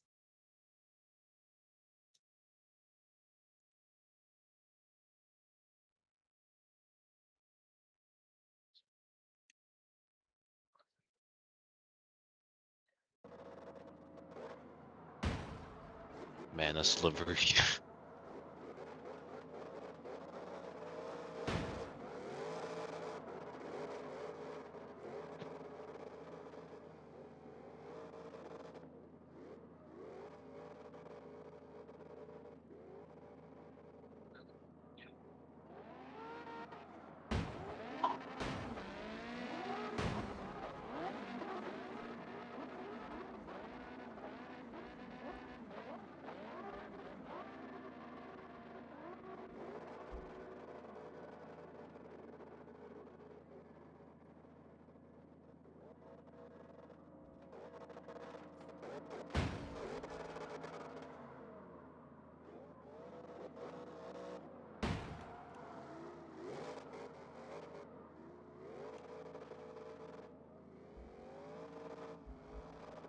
So still waiting for this screenshot, mate.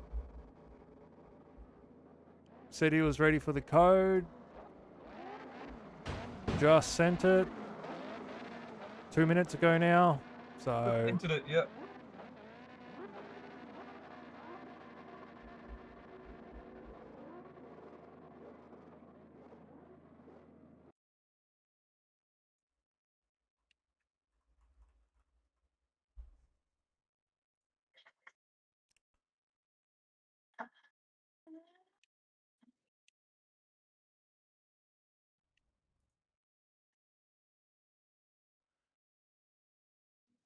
if this isn't done within the next 30 seconds, I'm going to have to spin the wheel again.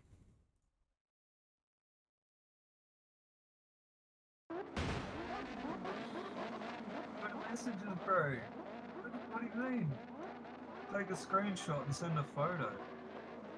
Oh. Oh. All right. So it appears we've got it. He's activated it. Good on you, mate. Well done, Lishi. Now you can bloody join us after Yes. that. So awesome, mate. Congratulations, bud. So congrats, my Nice. dude. Now I'm just gonna close that. You're cutting it bloody thin, I tell ya. That So was close, bud. Nice job. really happy. Someone won. Part 2 is done with. We built this absolute machine of a car, which is a 180 drift car here that we've done to comp spec with an SR20 in it, and we're going to be doing some wild drifts in part 3. We're going to be going across multiple tracks, going into power delivery, tuning, looking at the grip, going into more details and depth. I'm so happy that everyone's been a part of the stream. We've had 56 bloody viewers. Holy crap. Huge congrats to Lishi, mate. Well done. Just hit me up on Steam when you're going to be jumping on, mate, and we'll build you a livery and we'll get you tuned. Jump in the Discord. Make sure you're hanging out. If anyone else hasn't joined the Discord yet, discord.gg/buffedout, BUFFEDOUT. All right, jump on in, have some fun with us. Say hello to the boys and girls. We've got a huge server. Everyone's quite friendly, and yeah, I'm really thankful that 56 of you bloody were here. Like, I'm actually gonna take a photo. This is just wild, boys. Absolutely wild. Let's have a look. Like, thanks so much to everyone, honestly, and thank you, boys, for being here, being in chat and supporting us, and sharing with everyone. Thanks for everyone who's liking and subscribing and doing their thing too. Really, I really appreciate it. And yeah, part 3 is coming. We'll do another giveaway. So if you didn't win today, it's all good. Hopefully, out of 56 people, the next stream, we get more. Like, we get more people entering. 3 people. It was more than last time. Last time we only had 2. This time we had 3. So we are improving. So improvement is good. And yeah, Lishi, mate, congrats. Hit me up on Steam when you're jumping on, because we're going to be gaming together, brother. And again, thank you, everybody. I hope you find this video helpful when you're playing it back and watching it. If you have any questions, drop a comment. Add me on Steam. You got the Steam code there, my friend code. And yeah, thank you so much to everyone who is helped building this community, being a part of us. And I will talk to everybody the next stream. Soon we'll be doing qualifications for Buffed Out Drift Series, which will be happening this weekend. So we may or may not live stream that. Who knows? But I'll do the part 3 and the giveaway soon. So again, thank you, everyone. Have a wonderful day. I hope you find this video helpful. And if you did, throw a little like, throw a little share, tell a friend, jump in the Discord, and let's have some fun together. Thanks, guys. I'll see you next time.